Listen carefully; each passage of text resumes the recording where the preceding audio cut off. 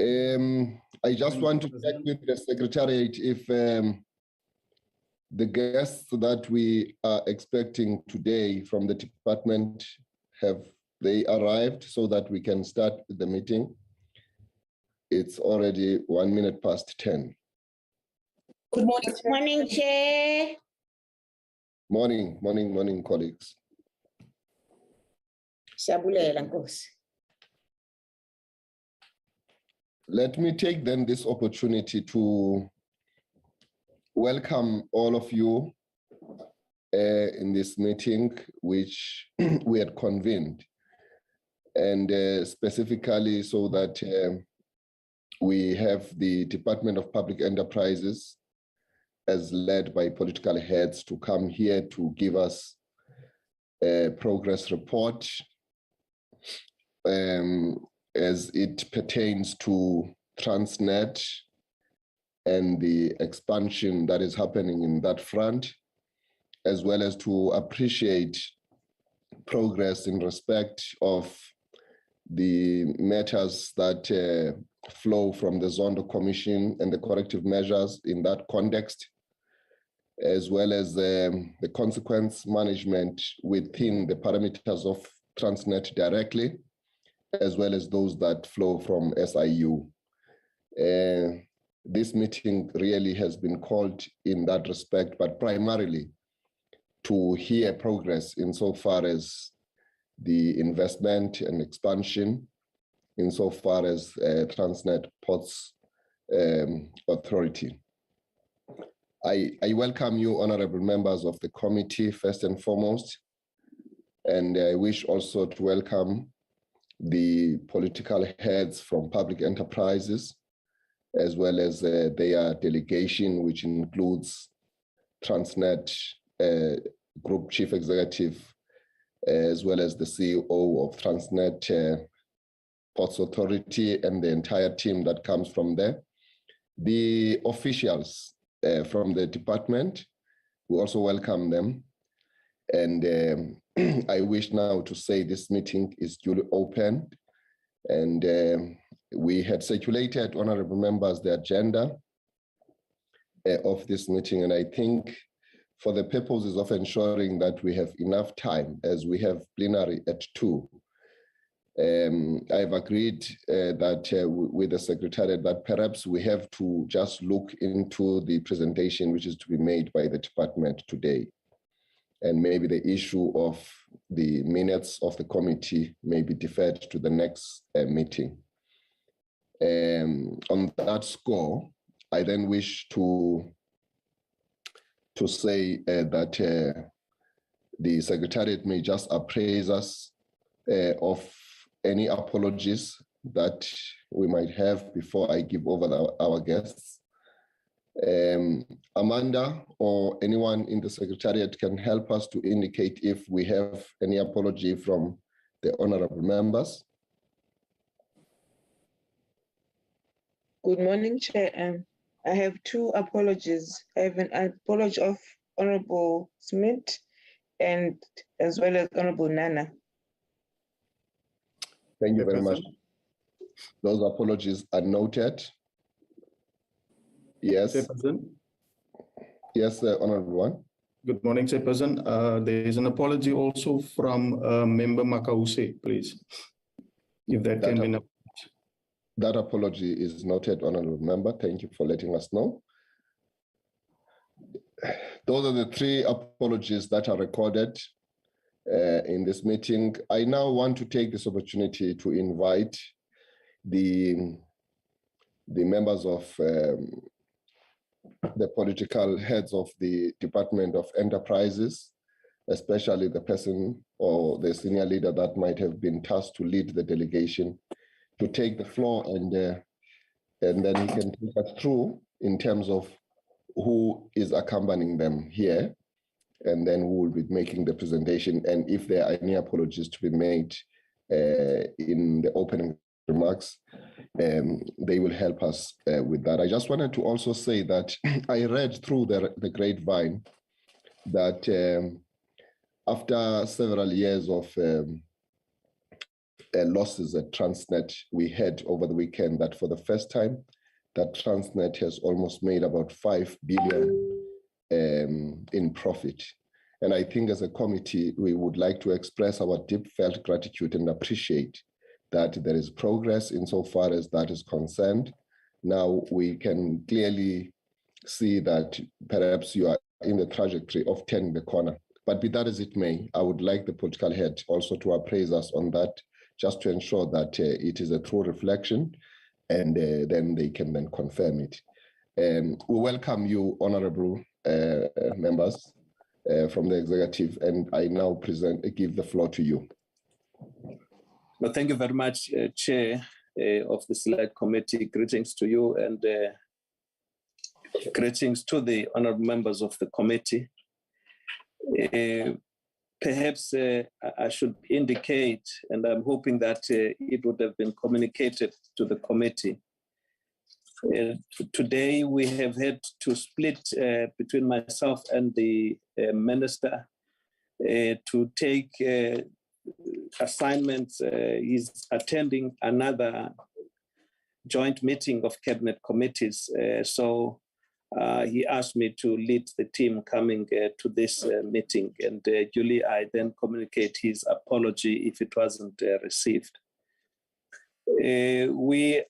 I have with me a team from Transnet, and Chair, I was going to ask, with your permission, that the Group Chief Executive, Portia, helps. There could be, I may not have seen, introduce the team. There should be someone from the board. If I had missed that, just maybe if you may permit that, Chair, whereafter then we'll proceed into the presentation. If you permit, I ask that Portia, please just introduce the team and indicate if there is anyone from the board of Transnet. No, it's permitted, Chair. It's permitted, Honourable Member. Thank you. Honourable Chair, thank you very much, and thank you, Minister. The Chair of Transnet is on the call, so I will step back and let him do the intro, and then I'll introduce the team that will be presenting. Thank you.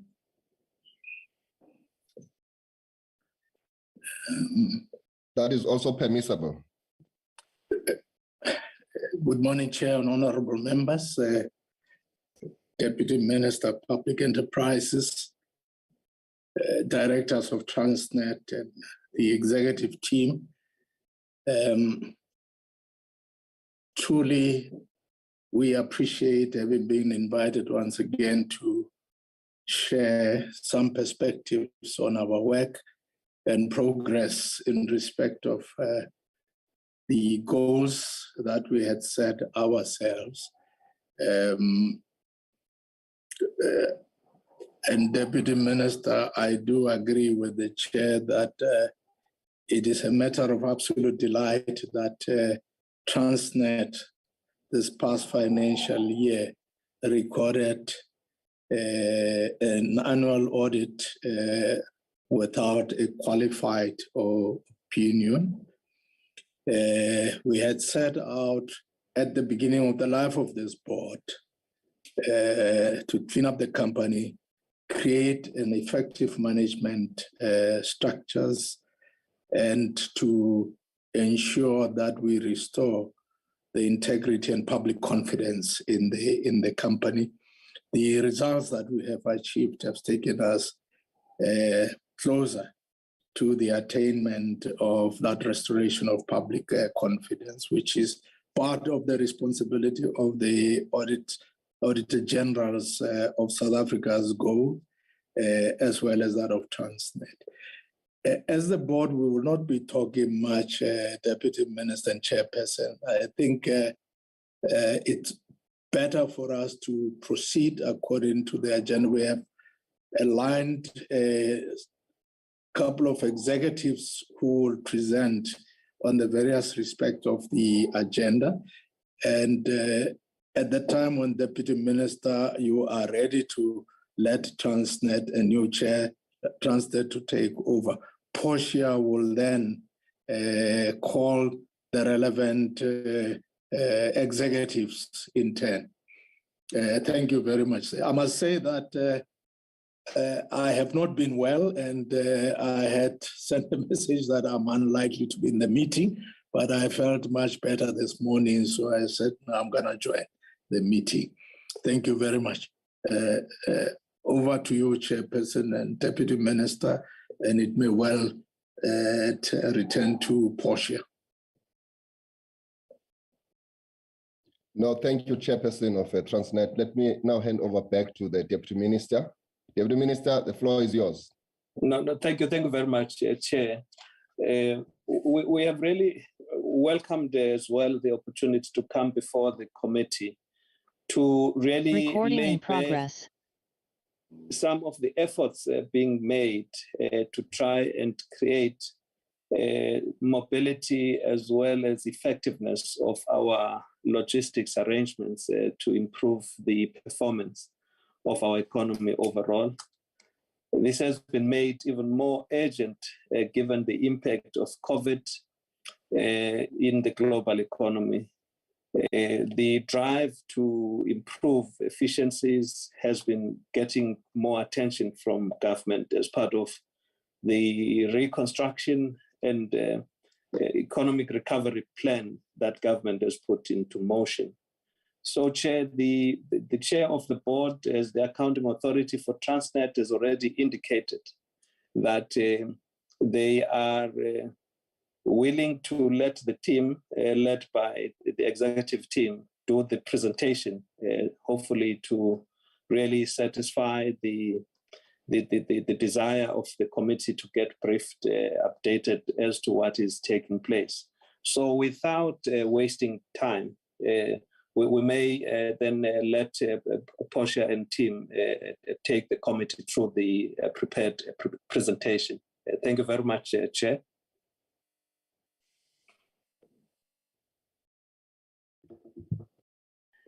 Thank you, Deputy Minister, and thank you, Honourable Chair. May I just also take the opportunity to acknowledge the presence of Mayor Tlape, Mayor Machucha, Mr. Rabulane, as well as Ms. Rampaka, as well, who are board members of Transnet. So thank you very much for them also coming to the meeting with us. Honourable members, I've got, first of all, let me start with an apology for Ms. Siza Mzimela. She is in Botswana for the roundtable that is taking place, the business roundtable, and it's the President's working visit to Botswana, which is happening tomorrow. She's part of the team in advance for the business roundtable today. So there'll be Pepi Silinga, who will present on TNPA. And then there is Ruzani Legeke, who's standing in for Siza Mzimela in as far as the rail issues are related. And then our group chief legal officer, Sandra Kutsia, will talk through the questions that relate to the SIU and the investigations that are taking place. Chair, if I may, could you please indicate to us how much time do we have for the presentation so that we can cut ourselves to just that time? Is it an hour sufficient? Well, we can give you an hour. That's fine. Okay. All right. Thank you very much. Pepe, I step off and you start off, please.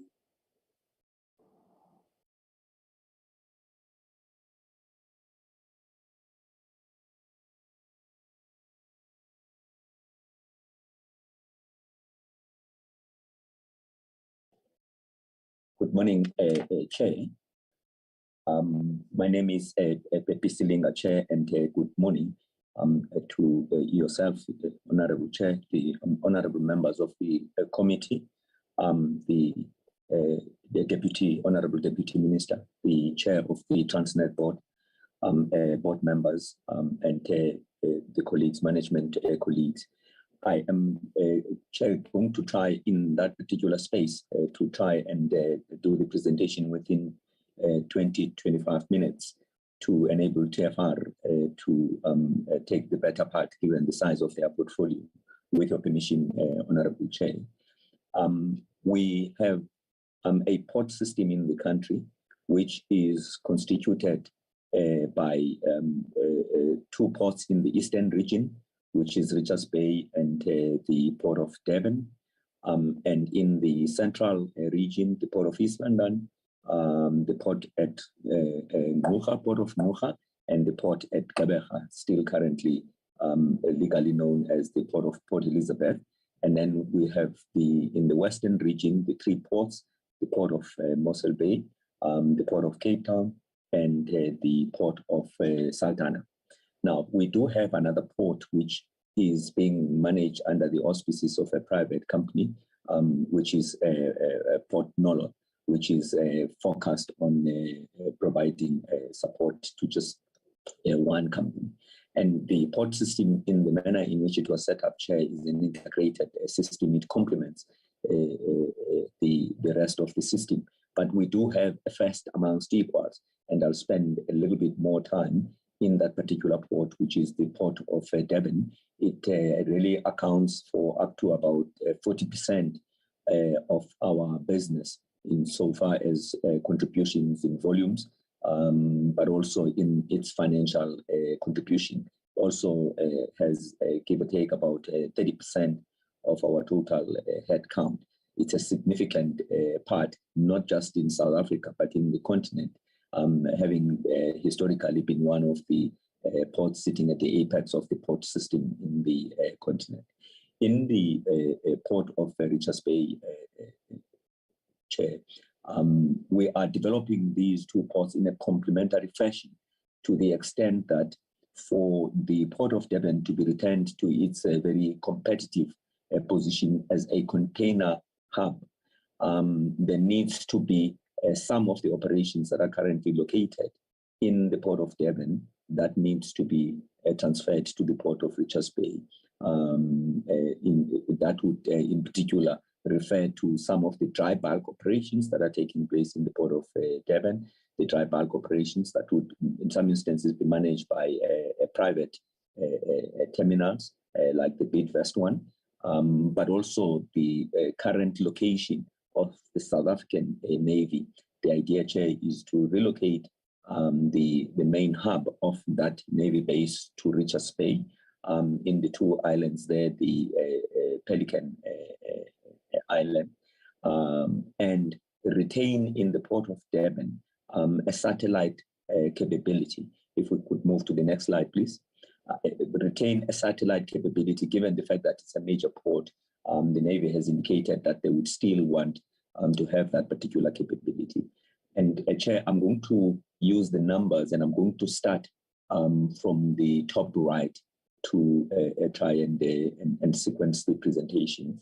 Number 6 is the approach channel. If you're approaching the port from the seaside, so you would see on the right-hand side, that would be where the residential cluster referred to as the point area. And one of the things that we need to do is to deepen that particular channel so that we can take the bigger vessels. And you see number 1, that's a new cruise terminal, which in fact was completed just about the same time as COVID. It's a brand new state-of-art facility which has been completed, and it was being relocated from where I would refer to it as number 2, where it currently, or it used to be operating, but transferred to this new facility. And it blends very well with the residential area at the back of it, which is the point area, which falls under the jurisdiction of the municipality of eThekwini Metro. And then we have number 4, Chair, which would be the point container terminal, which would be the subject of a significant increase. You might not be able to see, but where the number is, there would be a slightly different shade to that yellow. That's where the current footprint is, and it would be expanded to where the complete yellow is actually sitting at. And if you look at number 2, that's the automotive terminal. At the moment, you have got different operations there, including the Port of Durban head office, and all of those would actually be put down, and we would be focusing on an automotive terminal. And there are processes that we've had to engage in to seek the permission of Heritage Council, because the building falls in that particular corridor. And I would then skip a chair and come back to the channel number 6, and you'd see at number 10, which is on the left-hand side. That is where, which is number 10, that is where the Navy would in fact be relocated to. And it would be relocating from a position which is currently number 11, which is the yellow in the middle. So we would relocate number 11 to number 10 as a satellite station, and the bulk of it would then be transferred to the port of Richards Bay. So all of that footprint, Chair, in that yellow line from number 13, number 7, A, and number 11, the idea is to create a complex of a significant container terminal, as well as, if you go to your left across the channel at number 15, which is part of the Maiden Wharf complex, which also would be the subject of a significant development. For that to actually happen, Chair, to come back again to the, it will be the southeastern side, around number 14, we would need to have a turning circle. This picture is a picture of the desired end state. It is not a picture of how it is as it stands at the moment. We would need to have a turning circle at the end. The vessels would come down that channel from number 6, which is the approach channel, down that channel, 10 at the end, and then come back and be parked in any of those particular beds. And we are currently sitting in a port with a capacity of about 2.9, and the idea is to escalate it to 11.4. And we are running behind. There already a port in the northern part of our continent, which is already sitting at 8.8 million TEUs. And the idea is that we accelerate this particular development to actually catch up with what has happened in the rest of the continent, but also generally not just those particular ports, but also both in the East Coast and in the West Coast. There have been significant developments of the upgrading of the ports. If we might move to the next slide, please. Next slide, please. And Chair, I've already spoken. I'm not going to spend too much time having indicated what is in fact intended to actually happen in this particular precinct. This is the precinct of the point terminal. And in respect of these particular precincts, Chair, there have been RFIs that have already gone out. The idea is through TPT, Transnet is seeking collaboration with private sector players who would be able to bring the requisite capacity, the volumes, but also the capability to actually invest in some of these assets, so that we are able to meet the demand, both in terms of the sizes of the vessels that are also changing, but also as a consolidated container hub, so that it can increase that particular competitiveness. If you look at B, which were pointed on the west side, Chair, that at the moment as it stands is a fresh produce terminal, and that is part of what would be reconfigured to enable a car terminal. You will also see where we have identified a C. That's also part of the relocations that would also take place to ensure that a very efficient auto terminal. The focus on auto terminals, Chair, is that they spend as short a period in the terminal as possible. It is not supposed to be a parking lot. It's supposed to be a transit place. So the shorter the period, the more efficient you are able to actually use that particular space to be able to handle the volumes that we actually require. And under demolitions, Chair, I've indicated the ocean building is going to be demolished. Around C, that's where the sheds, the various sheds would also be. We're also going to be demolishing those particular elements. If we might move to the next slide.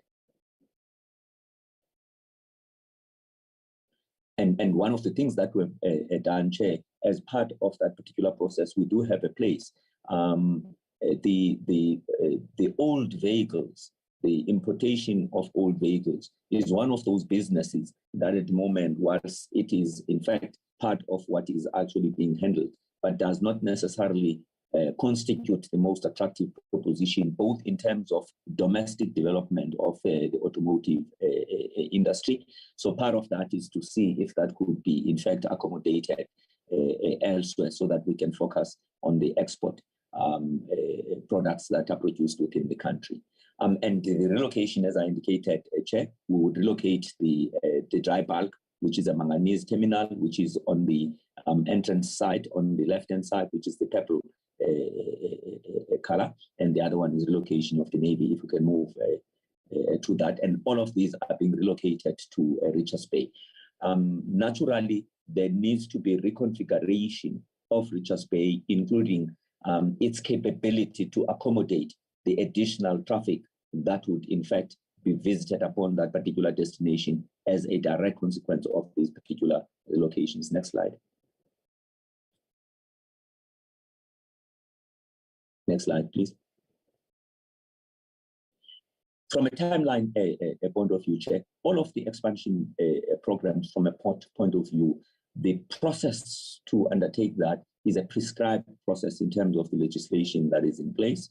We need to develop what is called as the port development framework plans. There are port consultative committees, presentations. These are bodies that are appointed at the instance of the Honorable Minister of Transport.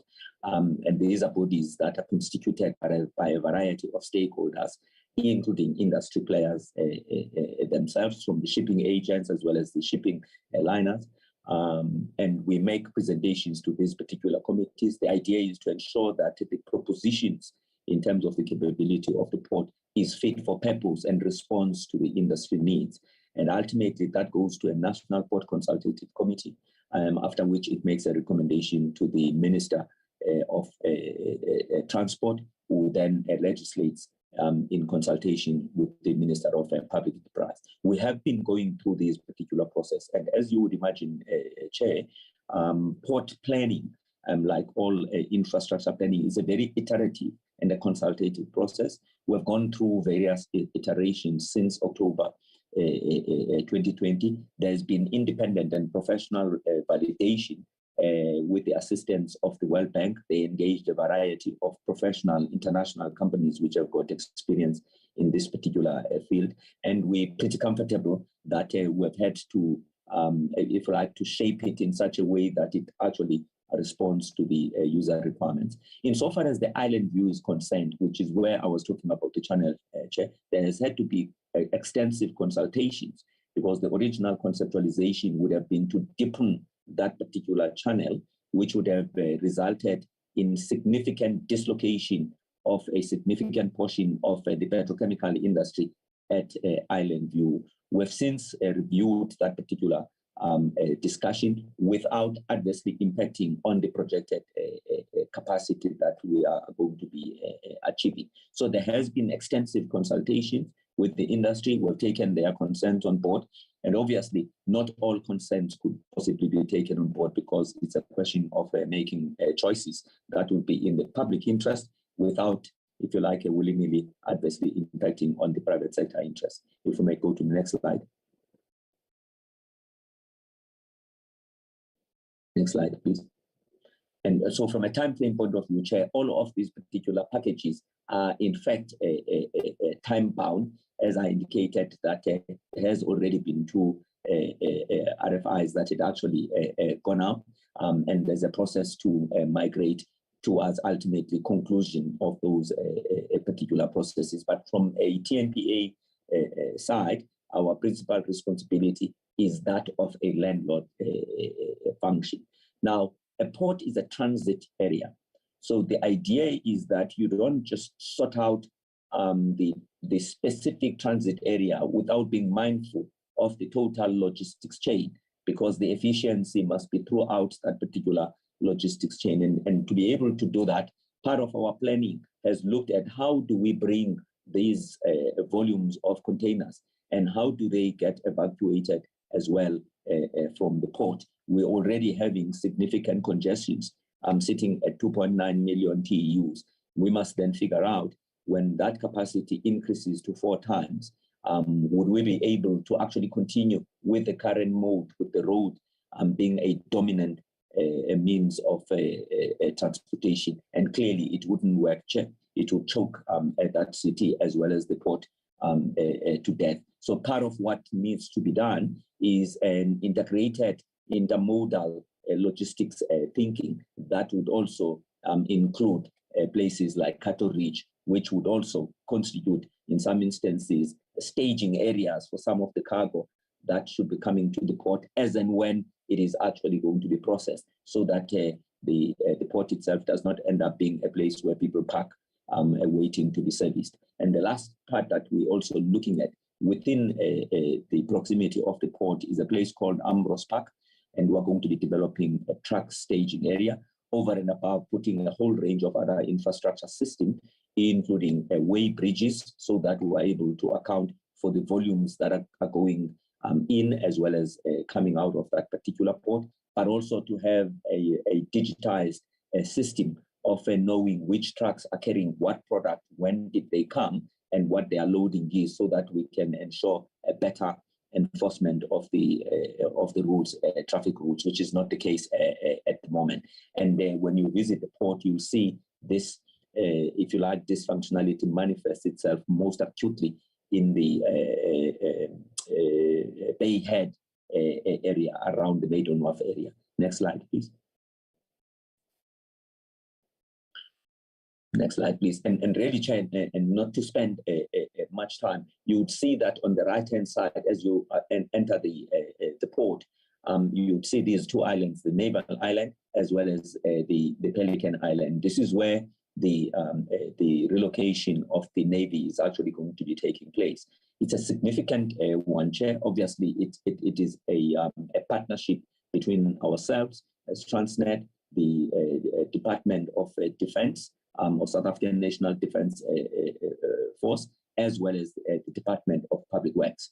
And part of the infrastructure that needs to be developed would be things like synchro lifts, where submarines would actually be lodged in a very safe place, including a refurbishment of some of their particular equipment, but even more importantly, the accommodation of give or take about 1,500 Navy families that would need to be accommodated over there. And of course, on the western side, and on the South Dunes area, if you can move to the next slide, there would have to be a significant reconfiguration because of the gas infrastructure that we're actually going to be putting over there. And that would be in the notation number 15. And again, an RFP had actually, RFI had actually gone out. And that process is proceeding, Chair, for the appointment of a company that would actually develop and operate that particular asset. And if we look at number 18, which is on the western side at the bottom, and that is where the new berths from a liquid bulk would actually take place. So the point to be made, Chair, without over-elaborating in the interest of time, is that Richards Bay would need to be fundamentally reconfigured from what it currently is to enable, to accommodate what is being relocated, but also to be much more synchronized with the industrial, with the SEZ, the Special Economic Zone, that is in fact located virtually adjacent to the port, so that we have an integrated what we call a port and then SEZ system. Next slide, please. Next slide, please. And all of these, Chair, would simply be giving an artistic impression of the type of infrastructure from an LNG point of view. Next slide, please. And the next few pictures, Chair, would basically be, and again, this Chair seeks to reflect on the time frames. Our projections, Chair, is that if we are not to be left behind the curve, which has already moved ahead of us in the South African context, we would need to have made significant progress in terms of the development of this capacity within a period of about 8 years. What it also would need is a bold strategic approach from an infrastructure delivery point of view, so that we don't wait for demand to choke before we begin to deploy infrastructure, because the lead times for the deployment of this type of infrastructure is anything up to 4 or 5 years. And if you add EIAs, that gives you perhaps another year or so, which means if you are wanting to have a ready-made infrastructure in about 8 years, you are well advised to start at the very least 6 years in advance if you are to actually catch up that time. The point that we're making, Chair, is that it's not like we've got the luxury of time to pontificate because we need to develop a capability of 11.4 million TEUs, perhaps in about 9 years to come. There's common infrastructure insofar as dredging of the beds, which will be where the vessels actually navigate, and we need to deepen those. That's common user infrastructure that needs to proceed forthwith. And then there's the enablement of the various terminals so that those terminals are also fit for purpose. Next slide, please. Again, in the consolidation of all of these particular programs, because it's a consolidated, integrated program, what we have simply done in this particular slide, Chair, is to put those together, given the interlinkages. If we are to proceed on Pier 1 and Pier 2 for that particular container terminal, it can't happen if we have not moved the Navy to the approach tunnel as well as to Richards Bay. But what means that then the activity in Richards Bay is a preceding activity that should precede the relocation of the consolidation of the container terminals in Pier 1 and Pier 2. And we sought to demonstrate those particular linkages in this particular presentation. Next slide, Chair.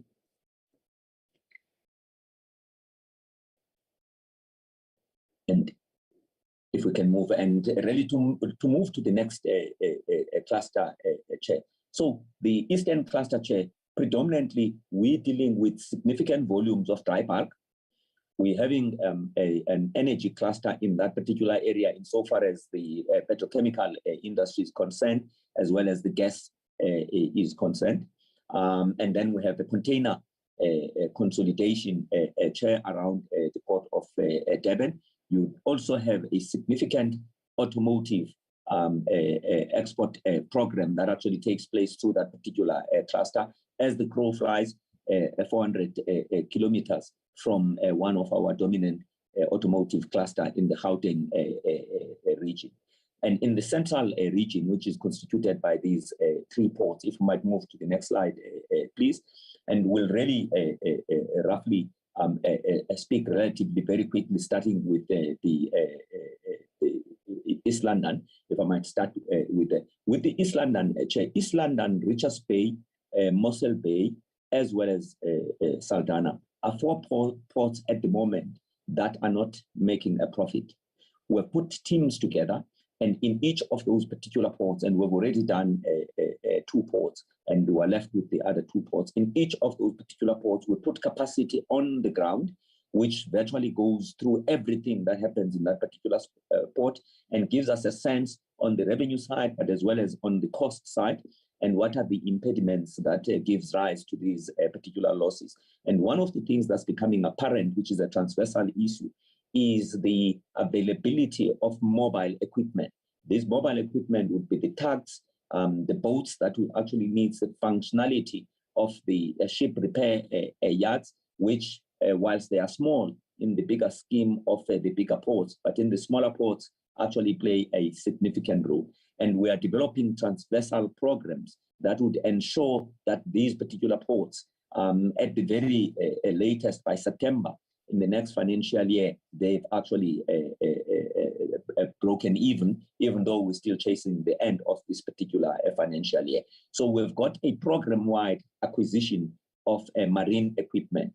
We are acquiring dredgers, which increases our capacity to maintain our infrastructure, the tugboats, which enable us to bring in vessels and take out vessels safely, but also expeditiously, but ensure that there is no point in time, as it sometimes happens, where vessels are sitting outside because we do not have sufficient mobile equipment to be able to move those particular vessels. But also, more importantly, to develop a capability that would enable collaboration for the SADC countries, because as it stands, whether it is Maputo or it is Namibia or even going a little bit up, most of those maintenance equipment is actually being brought from outside of the continent, from Europe predominantly. And in some instances, we sit with equipment ourselves, which is underutilized, which is costing us money because we've got fixed capabilities, but we're not leveraging on the opportunities that the neighbors are in fact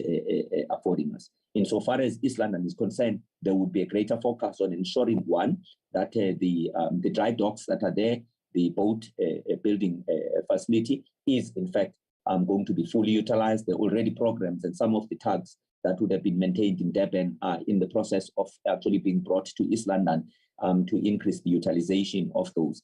That obviously would require development of a cluster so that it's also cost effective and competitive to actually do it there. And if I might move, next slide, if I might move to the Port of Mocha, there's a variety of initiatives. Let me start with the Port of Port Elizabeth. With the Port of Port Elizabeth, we currently have got a container terminal, the intention of which is to consolidate it in the Port of Mocha. And that is on the bottom left-hand side. And the idea of consolidating that container terminal in the Port of Mocha is to focus the Port of Port Elizabeth as an automotive port, but also as a hospitality and a tourism type of a port. We might still maintain a little fallback capacity from a container point of view, but the strategic intent is to have a transshipment hub in the Port of Mocha, which was originally the concept about the development of the Port of Mocha. So that we have got a liquid bulk tank, which is on the top right, which is going to be relocated as well to the Port of Mocha. And all of that area, Chair, would be a hospitality, tourism type of a waterfront. And you can see at the top, the bulk ore terminal that is currently sitting over there. That's a manganese storage area. That as well is also being relocated to a new storage facility, which would have the capacity of taking up to 16 million tons. Next slide, please. And that will be in the Port of Mocha. Over and above that, in the Port of Mocha, we would have the capability for a gas station as well. The three ports that are earmarked for gas would be Richards Bay, the Port of Mocha, and Saldanha as well has expressed a strong interest in that particular proposition. The very same three ports as well, Chair, have got the propositions of these mobile power stations. And that would be an interim solution to the current power challenges. If you see at the top, you would see where the tank farm is, that is at 12 o'clock. If I might use that particular term, that would be the relocation of the liquid bulk. It's a depiction, it doesn't exist as it stands. And if you see at 11 o'clock, a chair which is on the top left-hand side, that's where the manganese storage is actually currently being developed in a partnership with an implementing agent, the Buka Development Corporation. And you'd see at about, give or take, at about 8 o'clock on the bottom left, where the conveyor belt, which would actually be going to the C series, which is the middle finger in the port. And you'd see on the right-hand side, that's where the liquid bulk berth would actually be located. And of course, on your left-hand side, at just about number 7 would be where the container terminal is. That container terminal, Chair, has got a capacity to accommodate about 2 million TEUs, currently underutilized completely. It is also subject of a PSP transaction to attract a company that would bring predominantly, first and foremost, additional volumes, but of course have the capacity as well to increase the, if you like, the operational capacity of that port if and when the demand dictates as such, to ensure that it's actually fully utilized. And that's where the consolidation would also be taking place. If you might move relatively very quickly, with the Port of Mossel Bay, Chair, the Port of Mossel Bay is a challenged facility insofar as it having historically been developed at the instance of the Petrosa project. Next slide, please. And to the extent that that Petrosa thing, Chair, I'm going to skip this. These are additional information on the Port of Mocha, and I'm just worried about the time. If we might just move, if we can skip that. I start with the one in the middle, Chair. The port of Mossel Bay, as I indicated, is one of the ports that are actually loss-making at the moment. We have spent a virtual week in that particular airport, developed a very clear plan, and the focus, Chair, is that we consolidate it as a fishing port, because there are quite a few companies that are located in that particular port, and ensuring that they have infrastructure that is actually fit for purpose. It is also a boat repair facility. Some of the boats, luxury boats, come as far as from Australia, as well as the rest of the Australasia. And part of it is to refurbish the type of infrastructure that is there, some of which it is very, very old, make it much more modern, enable it to dock much bigger vessels. We are working hand in glove with Petrosa with their new plans of how to reconfigure utilization of the oil refinery itself, but we are not placing our eggs in that particular basket. So there's a major reconfiguration about focusing on the hospitality side, on the tourism side of that particular port, whilst at the same time servicing some of the clients that are currently using the port of Mossel Bay. We're having to go back to the drawing board insofar as this particular port, so that we can think creatively as to how best to make sure that it's actually going to wash its face. It is targeted that this financial year is actually going to be breaking even by at the end of this particular financial year. And if I might move to the left-hand side, next slide, please. In the next slide, Chair, we can skip that slide. We've spoken about the port of Mossel Bay. For the port of Cape Town, Chair, there are three things that we're doing with the port of Cape Town. Is one, resolve the logistics issues by ensuring that there's a truck staging area in an area that has just been acquired.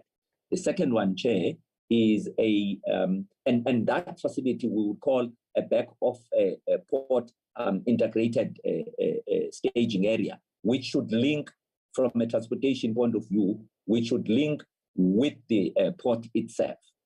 The second one is the expansion of the container terminal itself in a manner that balances the availability of capacity on the water side with the availability of capacity on the land side. That would mean availability of equipment to operate the port itself. On top of that, the additional utilization of the docking facilities insofar as the ship repair yard, the docking facilities that are over there, modernizing them insofar as the operating equipment is concerned. And we're spending a bit of time ensuring that responds to the market. And part of that is to attract the interest of the market to determine whether they wouldn't operate that in a much more profitable and a much more cost-effective manner than we are actually able to do. And going back, next slide, please, and going to the Saldanha, the port of Saldanha, and which would have the similar one, an interest in the gas-fired projects, an interest in the floating power solutions that needs to be located over there, but also insofar as the berths are concerned, development of a new berth that enables consolidation of the bulk material that actually goes to that particular port. We have discussions with the SEZ so that whatever plans that we actually develop are integrated and in fact enable the development of that special economic zone. Chair, in the interest of time, may I stop at this particular point, and I will be happy to take some questions.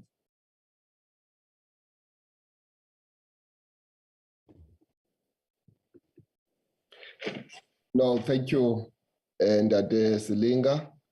I just want to check if perhaps part of your team, especially the GCE, would want to make any concluding remarks on this presentation, or we can just go ahead and allow members to interact with this presentation. Do you have any... Sorry. Yes, go ahead. Go ahead, Honorable Chair, may I request that we do because the presentation doesn't end here. There are the slides from TFR that answers, and then it's only just 2 slides to my knowledge. And then also there was the last question that you had asked about the SIU, that we finish the whole presentation and then we take questions, but also we're easy if the chair would like to separate the presentations? No, I would prefer the scenario that says that let's first have an appreciation of the entire presentation from Transnet. Thank you. So Chair. please go ahead and complete your presentation. Thank you. Thank you, Honourable Member Chair. Okay. Okay. Thank you, Pusha, and good morning to the chair and all protocol observed. I'll just go straight into the presentation. Can I just get confirmation that I'm audible? Yes, you are. Okay, thank you. Thank you. Yeah, my name is Rodzani Legege, as Pusha has introduced me, and I'm looking after the container corridor. And I will be taking the committee through our response to what BP has eloquently shared with the committee. We can go to the next slide. I think what is key is that given the numbers that BP has shared, it's only fair to indicate that the success of the growth of the port rides quite heavily on rail being efficient and being able to mass evacuate the port. Our mandate, is very clear in terms of we need to make sure that we keep the port fluid. We need to make sure that the port keeps, efficiency in terms of how it handles the vessels. So we need to make sure by mass evacuating the port, we then are able to allow them to do what they need to do. So that is really our key role. And I think what is also important is, the fact that, this line that goes from Durban all the way to Johannesburg basically connects the two biggest contributors to the GDP, which is Gauteng at number 1 and KZN at number 2. So it is a very, very important line. And I think you will see as I continue with the presentation. So our numbers are literally based on the 11.3 TEUs that BP has shared, moving from a 2.9, that is the current now. And we've also then taken, out the transshipment, which is about 40%, and then we basically are working on a 6.8 million TEU number, which, as BP has indicated, the big line share of that, which is 5.6 million TEUs, must be mass evacuated by rail. So, and really changing the current scenario now, where you find that actually road is the dominant player in that market, and we then need to change that to rail to really make sure that we are able to make South Africa work from an economic point of view. So you will see that 5.6 million TEUs of that will come out of will be handled by rail, and only the balance of that will be handled by road, and for obvious reasons. So, however, there's a couple of dependencies that we need to look at for us to be able to do that. I think the first one is, of course, the configuration of the port rail terminal capacity. It needs to be increased to ensure that we are then able to handle all of those TEUs. The other part as well is the port complex. I'm going to share a map, which is after this slide, which clearly shows how are we going to respond to all those key parts that PP has shared.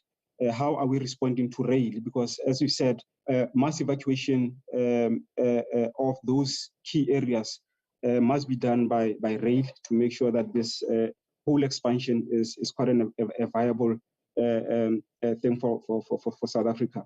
But also, point number 3 is the spatial analysis.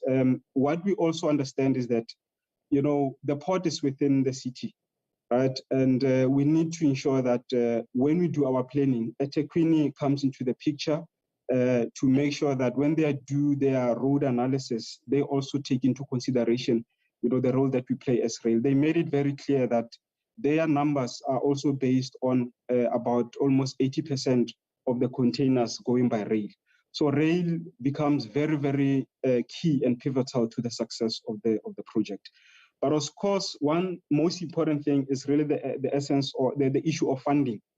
So how do we then also ensure that the funding for rail is also taken into consideration. And in this case, we start talking about, how do we bring in, i.e. eThekwini, as an example, as part of the funding? Because our view is that, you will see when Pepe spoke about the mass evacuation into back of port facilities, and that rail connectivity, it is rail connectivities that is helping the city to deal with the issue of congestion. So our view is very simple that, we also need to bring in the city, instead of spending money on road, they then need to spend money on, ensuring that the connectivity of rail to those facilities is seamless. And also we then start talking about the government funding as well, to say what model can we introduce to make sure that, this very important strategic line from Durban all the way to Durban, from Durban all the way to Johannesburg is well funded, and we are able to increase efficiency on this particular line to handle all of this, 11.3 million TEUs. But also lastly is the issue of the third party slot sales. It is something that we are implementing on this particular corridor. It will definitely bring positive spin-offs, and it is also an element that we need to take into consideration. But also, having said that, there's also dependencies that we need to look into, which is the rail infrastructure, our handling capacity.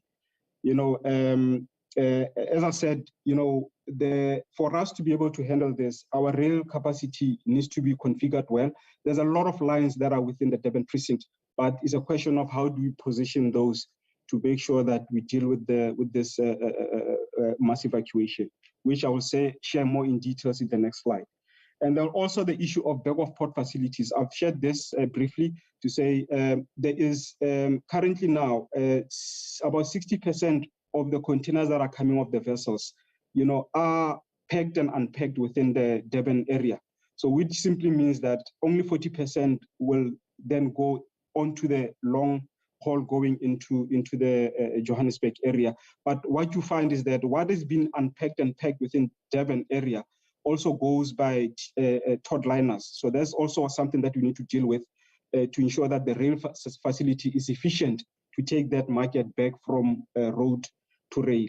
But the connectivity within the city, we need to be serving, the South Basin, which is, the old Durban port. That's what we are envisaging that could come in handy. The Bayhead terminal as well is there to handle what is within the city, but to handle what is in the north, we're also looking at the likes of Durban trade port. And then we're also in the west, we're looking at Catteridge as an area where we are able to handle all of these containers that will be coming out. Then the next part as well is the mainline slots capacity. Currently now, one big issue that we've been having is the erosion of slots due to issues of vandalism and theft that has been happening on the line. So we need to solve for that problem of how do we deal with issues of theft and vandalism that is really crippling our infrastructure. Because without that infrastructure, we then are not able to respond to what the port is putting on the table. So it's a very, very important part that we need to solve for. The good part that I guess came out of the floods, recent floods that we've had, is that at least by the time we are done with rehabilitation, it will be able to increase our current slot capacity to something that is better before the floods, which is, I think, is a good thing. The other part is that we need to, of course, look at the changing of the operating model. The current operating model that we are running is not going to suffice to handle and respond to the 11.3 million TEUs, so that we are working on. But also, lastly, which is very important, is of course the role that the Port Authority plays in really dictating the business rules of how the system needs to function, i.e. the road to rail split. They are, of course, as an authority, are able to then make those determinations in terms of how much of that we need to take. And I just want to bring your attention to the slides that the bar graph that is there at the bottom, which clearly shows the current, which is the 8 trains that we're currently running, and we need to be ramping up to 84 trains. So clearly, we do have plans in terms of how are we going to ramp up. Currently, our slot capacity, our max slot capacity currently now, we're sitting at 47 slots. and we need to. You can clearly see that we need to be moving to a total of 84 slots that we need to be running. So all of those plans, we then need to bring them into place to make sure that they are very much aligned as the port progresses with their increase. I think let's go to the next slide. So the next slide, what you see on the next slide is a depiction of, how do we then respond to what Pepe has indicated. And you'll clearly see when we on your right-hand side there, where he spoke about the point precinct, that there will be containers and there will be also auto in that space. We've worked out the numbers that we need to be running 90% of everything that goes in that space needs to go by rail. So already we have made it clear that how we're going to respond to that is we need to be running about 14 trains out of that area. And then, of course, we're then going to use number 2, which is Maidenhof, as an exchange yard to deal with anything that we are running into that area to ensure that we are able to build our trains and handle the 90% that will be going into that area. You'll also see in the Maidenhof area, there's also, Pepe has indicated, the TEUs that they're going to be running there. There as well, our view is that we need to be running about 16 container trains per day, per direction. 90% of the 2 million TEUs that is going to come out of that needs to be on rail. And we are reconfiguring that area to make sure we are able to handle, the kind of trains that we need to run. The same applies to King's Rest, which is going to be responding to Pier 1 and Pier 2. There's about 7.1 million TEUs that will come out of that, and 80% of that will go on rail. And we're looking at about 45 trains that we need to run. But most importantly, you'll see there at number 4, which talks to the Bayhead Yard, because that is our biggest yard, that is the closest to the Pier 1 and Pier 2. And we see that as a yard that will then need to reconfigure, i.e. build much longer lines to handle the likes of 75 trains. Because the other element is that for you to handle or to increase capacity, you then need to run longer trains that will allow you to then fit in more capacity to handle those kind of trains that you need to run. So I think in a nutshell, Chair, that is how as rail will be responding. But I think one key important part is really the fact that where we are now, there is a need that of funding in terms of how do we then fund, this expansion that needs to happen, and rail responding to this expansion, and also going into the main line.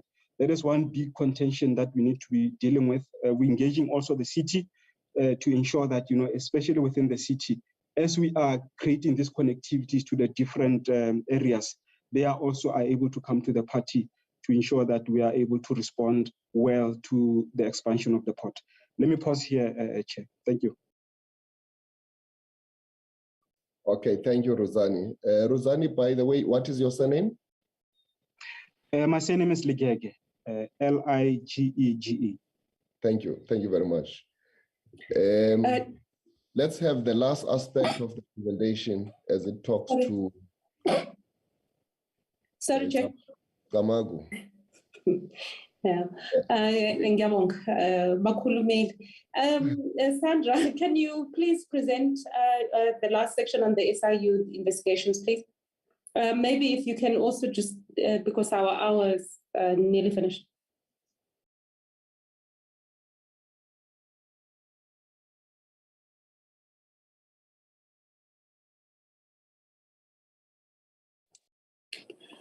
Good morning, Honourable Chairperson, Honourable Deputy Minister, Honourable members of the Select Committee and directors of the Transnet Board. I will be taking you through the progress update with regard to the matters that we are collaborating with the SIU in terms of investigations, with particular focus on the status of matters completed, matters ongoing, and the extent to which referrals had been made, criminal cases had been opened, and referrals had been made in terms of the, the prevention and combating of corrupt activities Act, as well as the consequence management that Transnet has instituted and completed, consequential to the advice of the SIU and in terms of our own investigations. There are 9 slides. Chair, can I just check whether I'm audible and still connected? Because you are connected. Go ahead. Yes, we can hear you. Thank you, Chair. Chair, I would like to just, for purposes of context, before I go on a line-by-line item, just emphasize that the relationship between Transnet's investigations department and the chief legal officer with the SIU is one that is interactive. We have a very clear tone from the top that at all times we ensure that we cooperate with the SIU, that we provide them with the necessary access to our premises, our data, information, records, etc.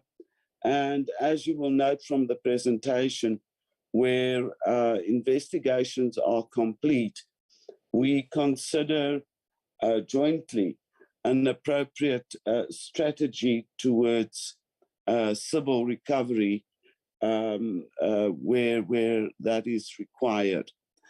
If I can move to the next page, you will note that, in the interest of time, you will note that the SIU, due to the volume and complexity of the matters involved, has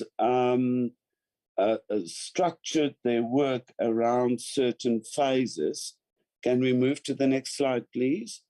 And so my presentation will be in accordance with the phases in which the SIU has commenced and completed investigations. In broad strokes, the SIU has completed 11 investigations, 6 are ongoing, and you will note that cumulatively, between Transnet and the SIU, 17 criminal cases and referrals under the PRECA Act had already been made consequential to their investigations.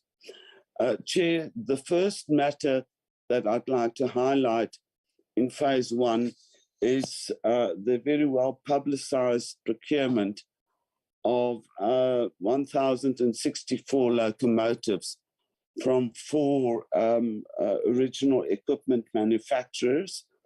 In that regard, the investigations had been completed and Transnet with the SIU filed for a review application in March of 2021.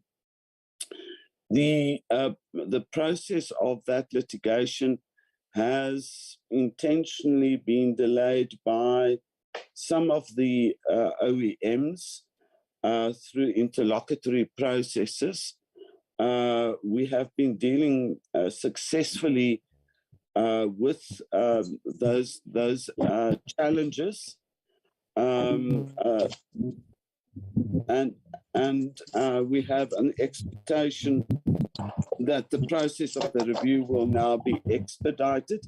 It is under case management, and we are currently in a situation where 2 of the original equipment manufacturers have stepped forward with a view to a settlement towards a joint application to the court so that the matters related to those two OEMs can be resolved expeditiously.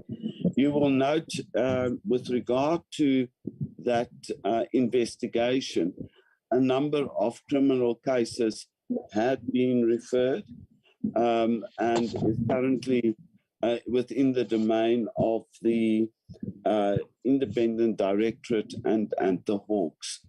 In relation to the consequence management flowing from that transaction, all of the principal... Sorry, Sandra. There is this a certain Eric Boscat. Can you please switch off your microphone? We are disturbing the flow of this presentation. Go ahead, Sandra. Thank you, Chair. I have heard the disturbance. On my side, I'm not moving, so I assume it's another microphone that's open. All of the employees involved with this transaction have left the employment of Transnet, and an additional 3 employees that were involved have been dismissed. So from a end-to-end perspective, the matter is in court, consequence management has been executed, and criminal prosecution is expected to flow from that particular investigation. The next investigation or focus area relates to the relocation of manufacturing activities from, in respect of 2 OEMs, from Kuduspoort or from Gauteng, the Gauteng depot, to KZN. This matter, the investigation has also been completed. It's very much folded into focus area 1 in terms of litigation. And both criminal and civil referrals had been made in that regard. The consequence management aspect then equally applies to phase or focus area 2 of phase 1. The third focus area relates to the appointment of transaction advisors. There are multiple of transaction advisor appointments being investigated. This process is still ongoing at the SIU. Criminal cases have been filed in respect of one of the advisory appointments made, i.e. in relation to McKinsey. We've already reached a settlement, and the employees involved in this matter also had already resigned from Transnet. Other transaction advisory appointments that are under investigation still by the SIU include the appointment of Regiments and Trillion. Transnet has instituted civil recovery actions against those companies, as well as the employees involved in those transactions. Can we move to the next slide, please? Focus area 4, phase 1, Chair, relates to an appointment tender related to the automation of services. The investigation by the SIU is complete. The evidence available indicated that there were no procurement irregularities, and consequently there were no referrals to the Independent Directorate or the South African Police Services, no consequence management followed from that particular investigation. Can we move to the next slide? The phase one, there are a certain number of the SIU investigations that are particularly focused on matters, transactions occurring in the KZN region. And so when we refer to focus areas KZN, those matters are being investigated by investigators focusing on that province itself. The first matter in that regard is the roll-on, roll-off tender. The investigation is complete, and the SIU found no evidence to support the allegations made. However, there were certain recommendations with regard to systemic improvements on the Transnet side. Those had been given a tender to, but as you will note, there are no referrals to the ID SAPs, nor consequence management flowing from that investigation. The second KZN matter relates to the reconstruction, deepening and lengthening of the Durban container terminal berths. The investigation is complete, and the SIU has concluded that the award of the tender was indeed flawed. The SIU has on its own identified opportunities for civil recovery and has served application papers in the SIU Special Tribunal. The SIU has also made referrals both to the National Prosecuting Authority and the SIDB with regard to breaches of legislative prescript. So we are awaiting the papers from the SIU to make out a case for further disciplinary referrals. The protocol ordinarily followed with the completion of a case by the SIU is that they would address correspondence to the chairperson of the board with specific recommendations on be that systemic improvements or disciplinary action to be taken. We are awaiting that. The KZN3 matter relates to the new multi-product pipeline. The investigation is complete and criminal charges have been referred by the SIU to the NPA. The official, from a consequence management perspective, the official involved has been dismissed, and the SIU, working with Transnet, have obtained a preservation order against the particular official and the service provider, and we received judgment in favor of the SIU and Transnet, and we are in the process of attaching assets to monetize. The assets to date that have been attached amount to 20 or presented a value of 26 million rand to date. Well, that's available for monetization is 26 million rand. And we have to date recovered already just over 14 million rand. Can we move to the next slide, please? KZN matter number 4, actually 4 and 5 relate to tenders for the acquisition of cranes. The investigation has been completed by the SIU. We have not yet received the report of the SIU, but we had been advised that there were material irregularities in the procurement process, and that there is an opportunity for civil recovery.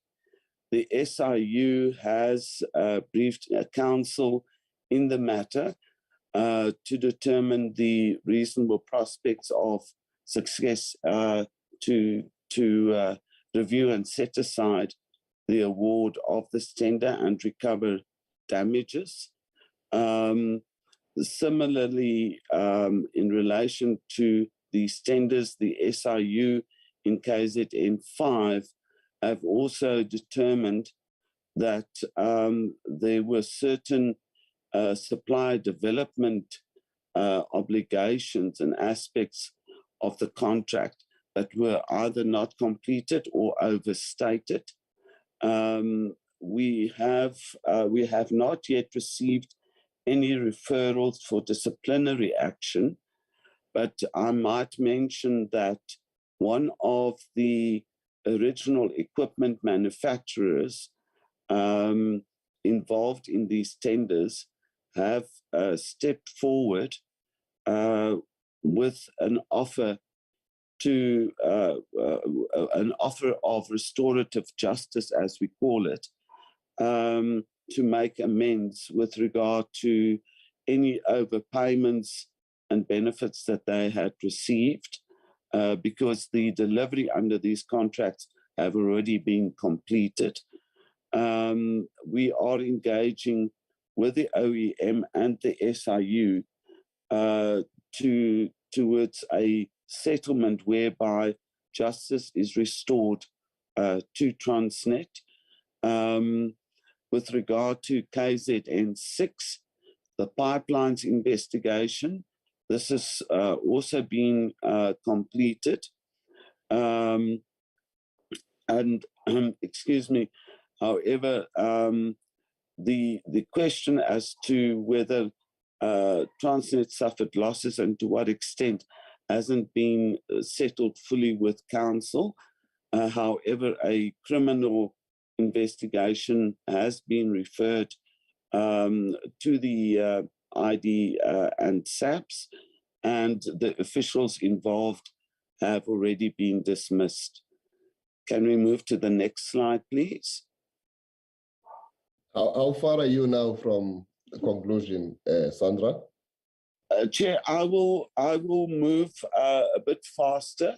I'm particularly interested in sharing with you. I think the committee would be interested in the last two slides with regard to the extent of consequence management.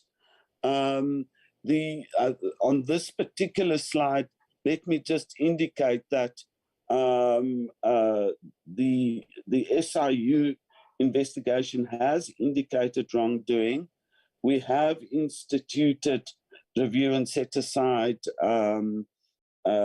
proceedings along with the SIU. Criminal referrals have been made. We've not yet received the referral from the SIU with regard to any further disciplinary action to be taken. Can we move to the next slide?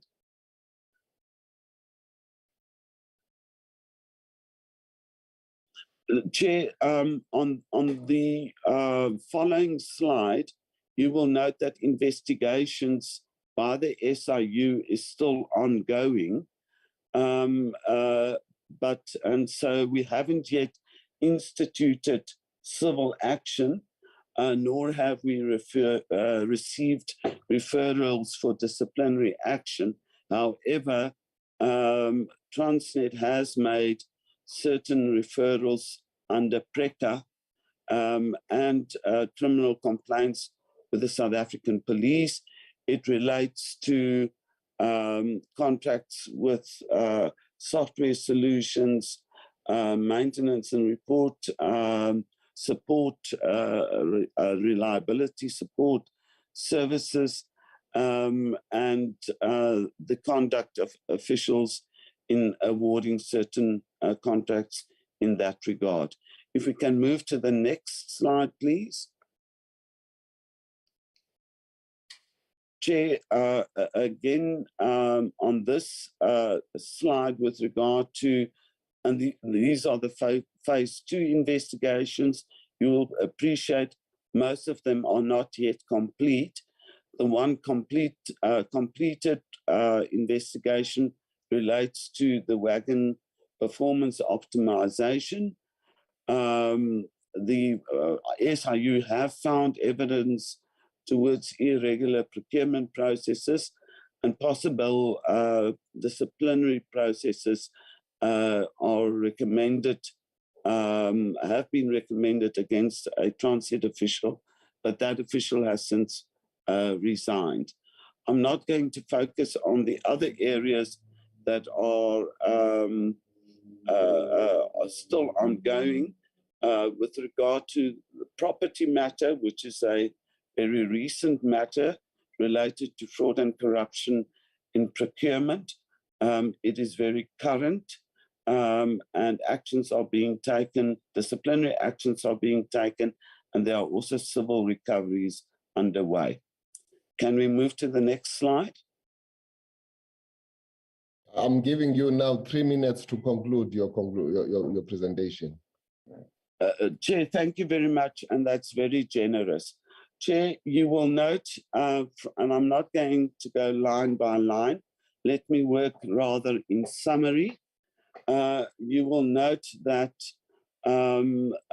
with regard to all of the disciplinary referrals by the SIU, as well as our own investigations, all employees implicated have either been dismissed or have resigned at the time that they realized that a disciplinary action were to be instituted against them.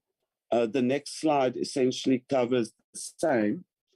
I can indicate to you that the total amount of employees dismissed consequential to these investigations are 11 employees. You will also note from the 2 slides that the individuals dismissed or who voluntarily resigned at the commencement of disciplinary action are senior executives or managers within the organization. Chair, I will then close at that point for questions. Honourable Chair, just so that's in closing, because we are finished, but if you go to slide number 33, so it is clear, where we reference board members, it refers to former board members of Transnet, not the current board. We would appreciate it if that was recorded as such, please, and we will make sure to make the edit so that it is clear. Thank you very much, Chair. Honourable members, we're done.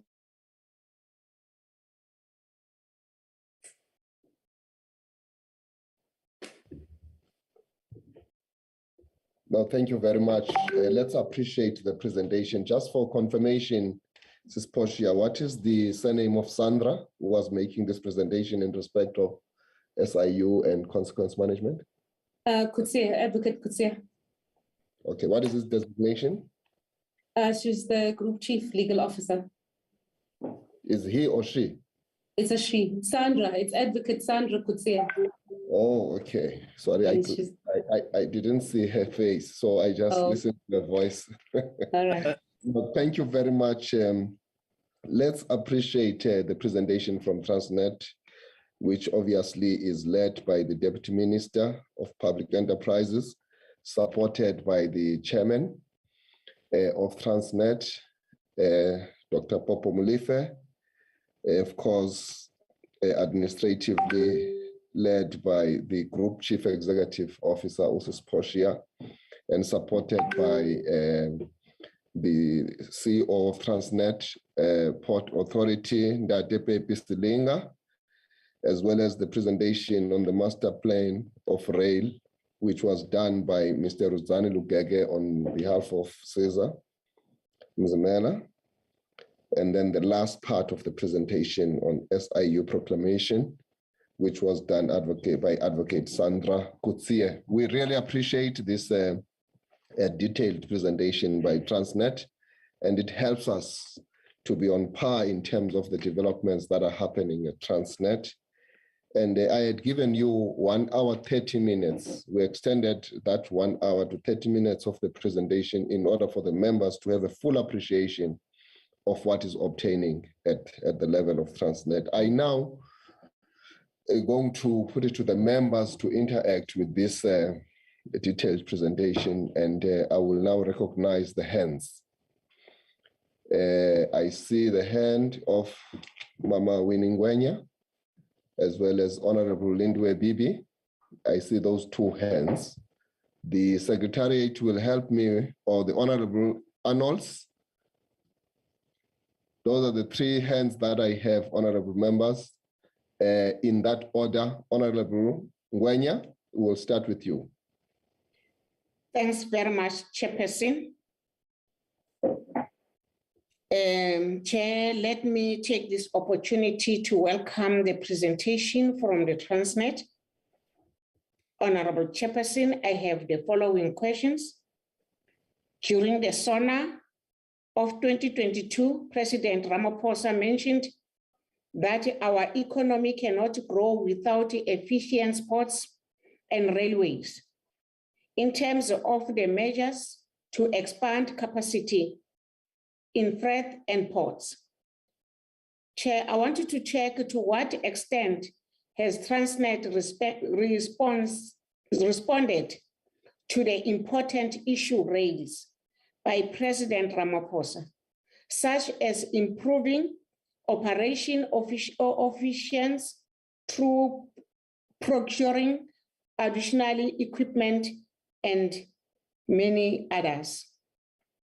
The second question, Chair, I want to check what is the update on developing partnership with private sector in order to address cable theft and vandalism on the front rail network. This was also raised by the President during SONA. Can we get an update, please, Chairperson? I want to check also how many of your ports have international terminal operators to assist Transnet to have direct link to key trading partners. Lastly, Chairperson, on SIU investigation phase 1, how many of those employees responsible on phase 1, focus area 1 and 3, have left Transnet employment? And what is the conviction rate of those employees who were criminally charged? I thank you, Chairperson, for the opportunity to participate in this meeting. Ngiyabonga. Thank you, Mama Ngwenya Bongatina, for that number of questions, which are quite very constructive. I now hand over to Honorable Lindwe Bibi. Over to you, Mama.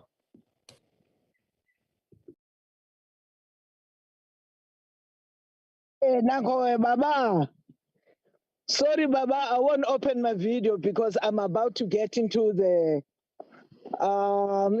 bus. Chairperson, I've got 2 questions here. The first one, can you hear me, Chair? Loud and clear, Mama. Okay, Baba. The first question will be, a few years back, Transnet always had a problem with the national ports regulators' decisions on tariff increase. I just want to know if this difference of opinion on tariff increases to date has been resolved, or an understanding between the 2 parties has ever been reached. And the second question, Chairperson, is what is the general staff morale among Transnet employees, especially with regards to the investigations underway? And have you seen any unprecedented resignation as some employees might fear being implicated in the investigation? Thank you very much, Chairperson. Thank you. Oh, siyabonga, Mama. We now want to invite the Honorable Arnolds. Honorable Arnolds, over to you. Thank you, Chairperson. Chairperson, yeah, we just again want to remind Transnet of their responsibility for a safe, effective, and economically efficient functioning of our national port system, which we are well aware that is in dire need of changes. And there is a need for massive structural changes due to the old infrastructure that dated back since the 1960s. But just, Chairperson, in terms of Richards Bay, pre-feasible study that was completed, can we just get an update or progress in terms of the engagement, the stakeholder engagement, if that is happening, and how far that engagement, which is very important in terms of the whole project. Then, Chairperson, the Port of Cape Town, the challenges or the issues at the port in terms of the fast track truck staging project. I just want to check, Chairperson, in terms of the impact of the project. When are we going to see a real impact in terms of the fast track truck staging project, especially in the Port of Cape Town and then also in some of the others? Then, Chairperson, we have heard now about the 17 cases of investigation, 11 that was completed and the 6 that is still ongoing. But Chairperson, on the presentation phase 2 KZN3 new multi-product pipeline, there is mention made in terms of the recovery of 14 million. Can we get an indication from Transnet in terms of what is the total amount of stolen money that was recovered till date, so that we can have a gist of what was recovered till date? Then, Chairperson, we want to find out if there is still outstanding disciplinary matters, and if, how many are they that is still outstanding till date? That is from my side, Chairperson. Thank you. No, thank you, Honorable Arnold. And we now want to give the opportunity to the Honorable Tebuko Modise. Honorable Modise, the floor is yours. No, thank you very much, Honorable Chairperson. Let me start with appreciating the presentation from the Transnet led by the Deputy Minister and Dr. Molefe, and wish him get well soon. Chair, I've got only 2 questions because the other questions was asked by other members. I just want to check with Transnet. Can they explain a bit the dispute you had with the Chinese Railway Rolling Stock Cooperation regarding the supply of specialized spares? My first question. The second question is, how was the cable theft and load shedding affected your operations. For your operations, especially at the port, do you rely only on ESCOM for power supply, or you have an alternative for power supply? Those are the two questions, Chair. Thank you very much. No, thank you very much, honorable members, for your questions, comments, as well as questions of clarity. And I think it's very clear Transnet will be given an opportunity to respond to those. Just my addition, I understand, as I have already made my appreciation remarks on the presentation holistically. With what you had presented to us and Adeslinga, in respect of the Port of Ngqura, you pointed to an aspect of underutilization of the port. And I would love to understand what would be the causality of that underutilization. And secondly, with respect to the port of Mossel Bay, you spoke about it as a loss-making port. I would like to understand is there any turnaround strategy that talks particularly to that issue of loss-making. Of course, you made an indication that there are projections that it may go to a point of meeting a threshold wherein there's a signal that it may be turning a corner soon. But I want to understand that is happening by chance, or there is a turnaround strategy in place in respect of that.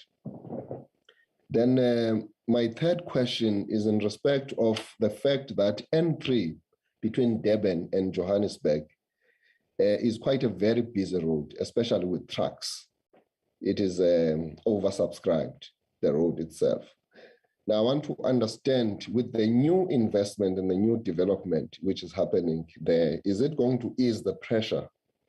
And there was also an issue that there was to be a station which was meant to sort all the containers somewhere, so that you don't have a situation where a container that is destined for the Eastern Cape, it has to come first to City Deep in Johannesburg before it actually goes to its final destination. So I want to understand the relationship between City Deep as well as the new arrangement in Cato Ridge and the other park that you mentioned, if these are to help us to ease the pressure on the N3, which is so oversubscribed. And then lastly, I believe that perhaps it would help us to have an understanding of the magnitude of the capital investment which is being made towards this expansion of the ports in the country. Roughly, what are we talking about in terms of money? The extent to which, how many rands in billions are we going to be spending in this respect? And the other side to that is the fact that the works are in full swing. Given the three challenges that we have as a country, I want to understand if there are any new opportunities of employment, and it would be great, perhaps, if you can give us an indication that a great amount of people are going to get opportunity for employment, and already maybe some people have been employed in this new development. I will end it at that. I think I am happy with the progress which is being made in terms of the SIU cases, as well as the consequent management which is taking place within the internal processes of Transnet. We are now going to give you an opportunity to respond to all the questions of clarity, as well as the comments which have been made by the members. And once again, thank you for that presentation. We hand over back to you. I don't know whether, Deputy Minister, you would like to have a first bite, or you will just give Transnet executives the honor of dealing with these questions, and perhaps maybe the chair, if he's still in the platform. Over to you. We'll hear from you as to how you want to approach the response. No, thank you, Chair. You read my mind. I think it is to the board and the team to take the questions that have been raised. They can proceed without imposing. I think maybe the chair of the board could speak last after they've dealt with the questions. But I think they can deal with the issues. Thank you, Chair. Okay, thank you, DM. Ms. Portia, let's give you the opportunity then to direct us as to how you're going to be responding to this. Thank you. Thank you very much, Honourable Chair, and thank you for really great questions, actually, from everyone. So I have quite a team, and I'd really like the core respondents, please, on our side, to be the presenters. But I've also asked the CEO of TPT, Jabu Mdagi, to also join. With regards to Honourable Ngwena's question around improving, and also please, Transnet people, when you're answering the questions, could you switch on your camera, please? With regards to improving operational efficiency, Jabu, if you can just talk very briefly around the initiatives that we are undertaking in terms of port operations to drive efficiency. And Rudzani, you'll talk about the cable theft. Rudzani, if I may, if you, Honourable Chair, if you could also, because that's almost linked with the question from Honourable Modise, which asked about the impact of cable theft and load shedding on operations. If he can just answer, cover that question as well at the same time. Maybe if you could, when you come back with your answers, also get back to that question around utilities, in particular, the plans that we have for own provision of water as well as electricity as our contribution to helping with the shortages that are in the economy. Maybe can we just start that way? And then Sandra, you'll come in if you can pick up on the ones that are related to investigations and disciplinary processes, please. Jabu? Thank you, Portia. With regard to the first questions of the port operations, sorry, am I visible? The areas that... no, we don't see you, we just see white. I don't know. Oh yeah, now you are. Okay, no, thank you very much. Yeah, the areas that we are focusing on to improve the efficiencies within the terminal operations, first of all, is the availability of the equipment. One of the questions was with regard to the equipment. There is a lot of work that we are doing and we've done to get the equipment back into operation, as well as doing the refurbishment, as well also the ongoing process of procuring a new equipment for the port. We've seen improvement with regard to that. The second one is we're touching with the people. We have initiated a number of initiatives basically to get the people switched on and motivated, which talks to the morale that was an issue that was raised by one of the speakers. Some of the initiatives is introducing incentives that are linked to the productivity, and we've seen the benefit of that, whereby the productivity level has improved within the terminals. We've also seen then the throughput that we're seeing in terms of the volumes, as well as the productivity levels that we are getting. The other question that I might touch on that was raised as well is with regard to the ITOs. Currently, there are no ITOs within the Jabu, what's an ITO? Oh, sorry. The international terminal operators. So the international terminal operators is part of the PSP, which is private sector participation, whereby we are in the process of seeking partners that have the experience, the knowledge, as well as the financing muscles to be able to assist us improve our terminal operations. As members are aware, there are initiatives that we have put in place, some of them more advanced than the others, most notably the one that talks to NCT, container terminal, as well as Pier 2 in Durban. I think that covers the questions with regard to terminal operations briefly. No, can you just answer the Honourable Chair's question about why Ngquga is underutilized? Oh, no, thank you. So one of the reasons that we are looking for a private PSP and for Ngqura. It's the positioning of Ngqura where we are unable to attract the volumes in that terminal at the moment. So the objective is to get someone that will be able to give us the volumes. We've got a terminal that has got a capacity of just over 1 million TEUs. We are only utilizing about 500 to 600,000 TEUs of that terminal. So it's just about 60% of the utilization.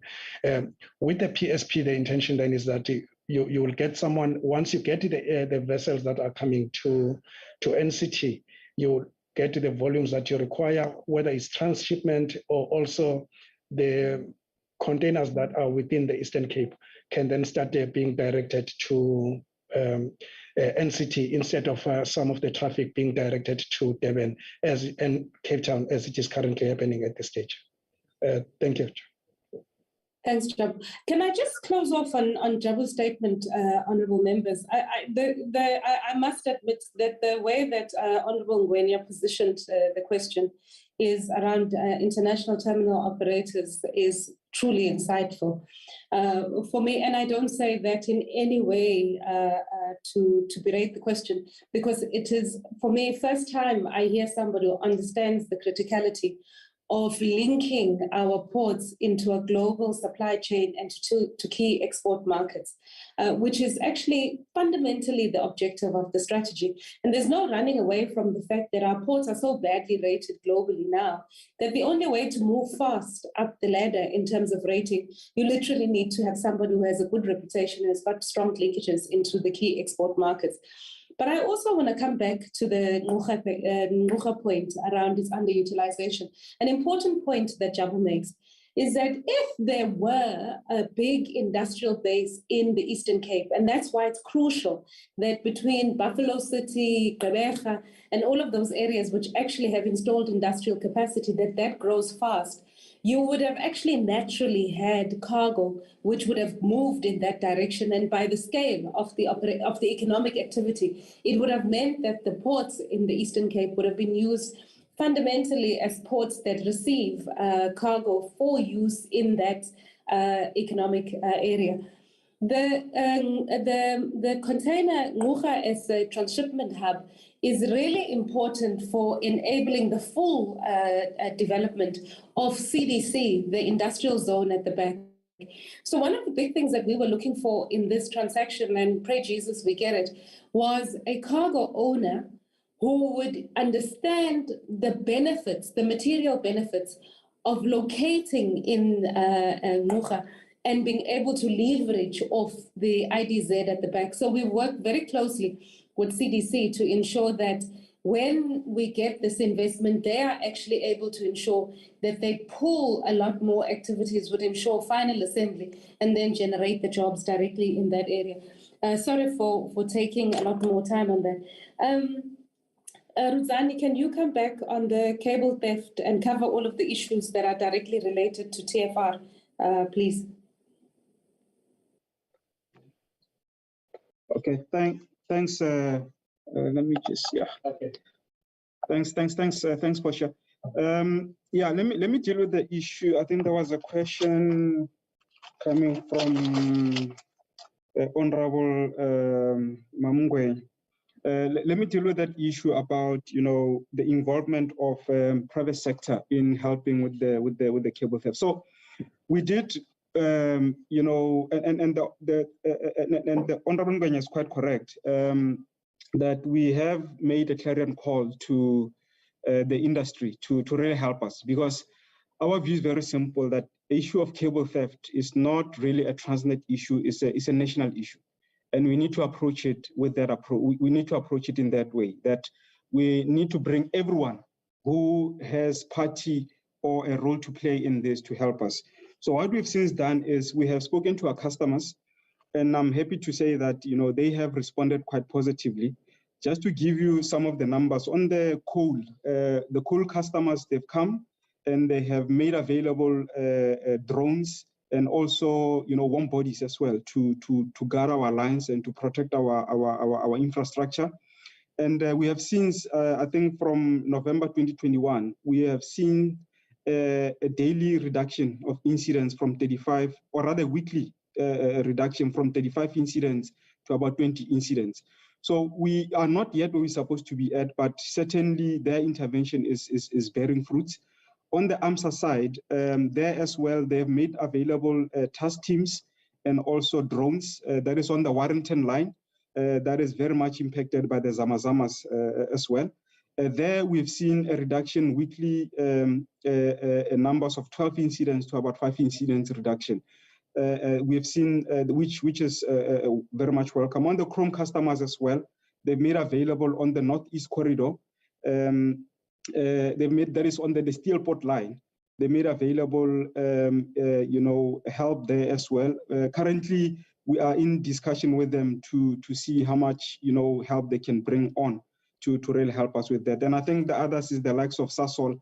They are also looking quite favorably to really help us on making available some of the task teams and drones and technologies to reduce the issue of cable theft on our lines.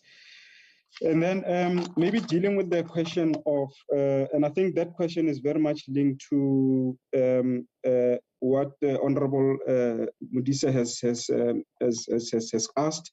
Just to share the numbers, in 2017-2018, we've lost revenue-wise about 141 million. That's what we lost then. And now with the 21-22 financial year, we've lost a whopping 2.1 billion as a result of cable theft.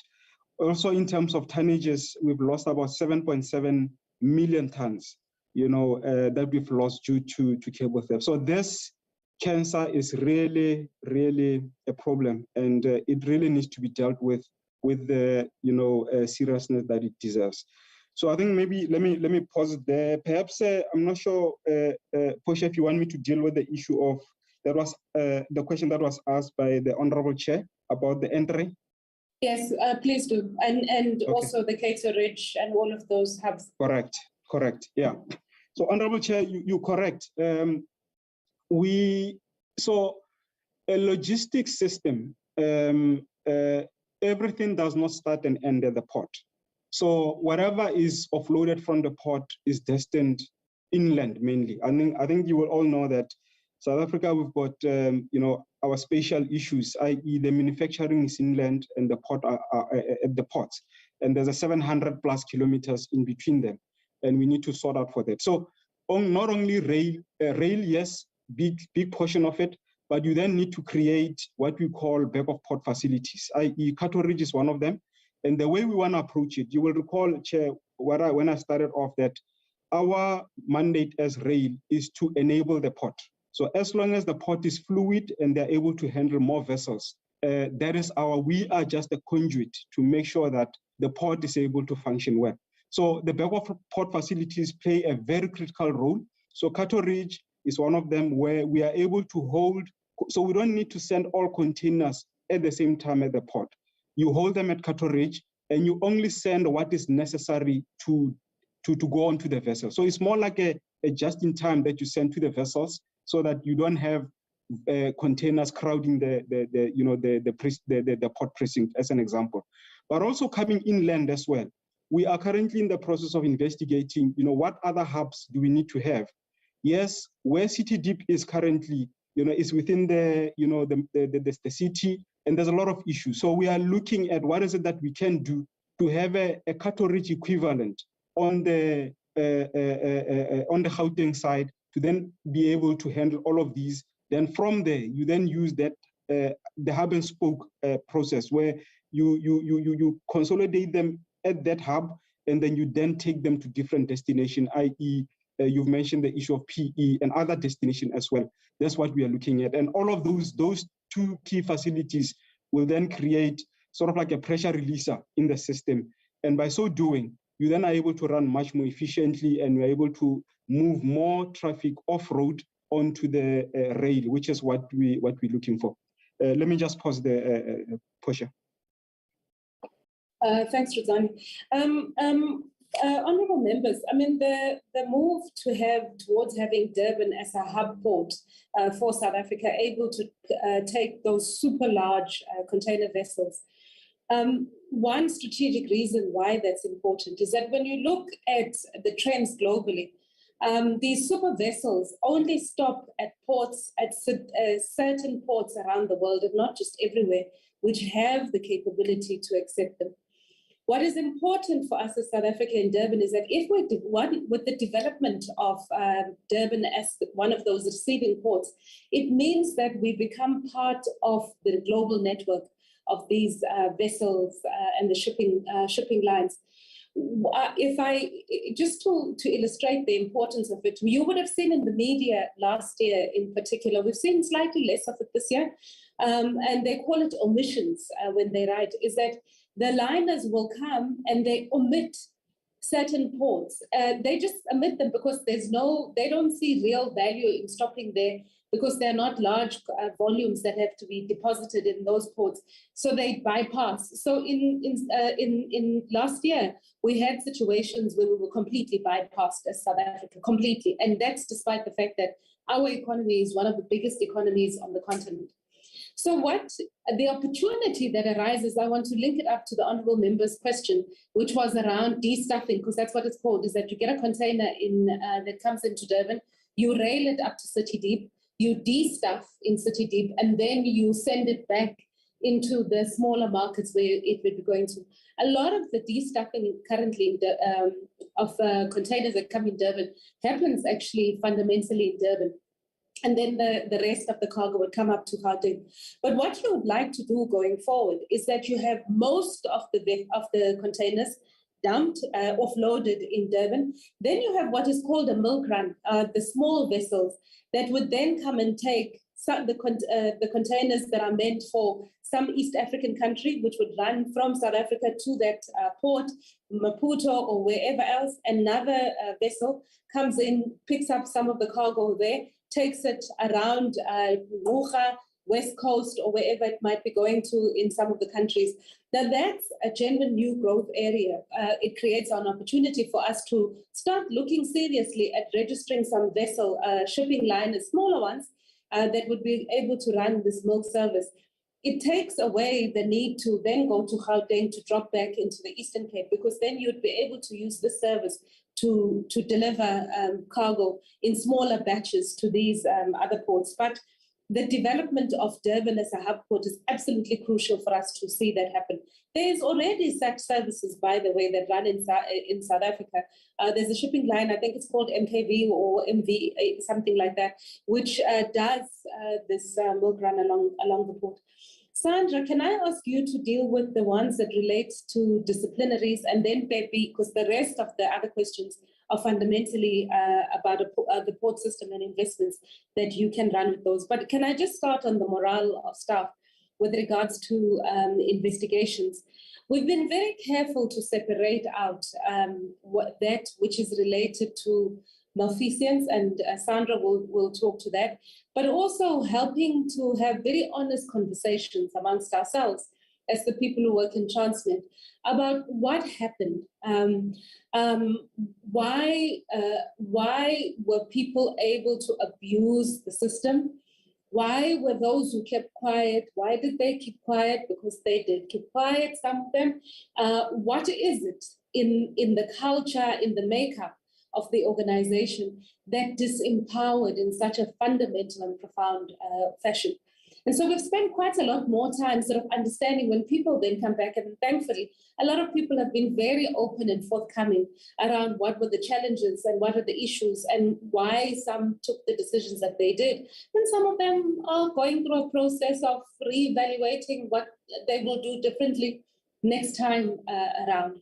And so you'll find that we have tried to pick up as many of those lessons as we possibly can into Transnet, into a new culture that we're building, so that actually in future you are able to have processes and systems for people to be able to lift a finger and say, no, I'm not participating in this, or to be protected, to act in line with a conscience sometimes, but also to be able to indicate that this is not proper, but also by cleaning up the rules and the governance system so that there's actually a lot more fundamentally individual accountability. Because one of the things that had happened in Transnet is to avoid, to ensure that I'm able to take an action which is protected. I force the committee to make the fundamental recommendations, which is in line. And the committee, once the committee recommends, nobody writes whether it was unanimous or what percentage. It just, the committee recommended.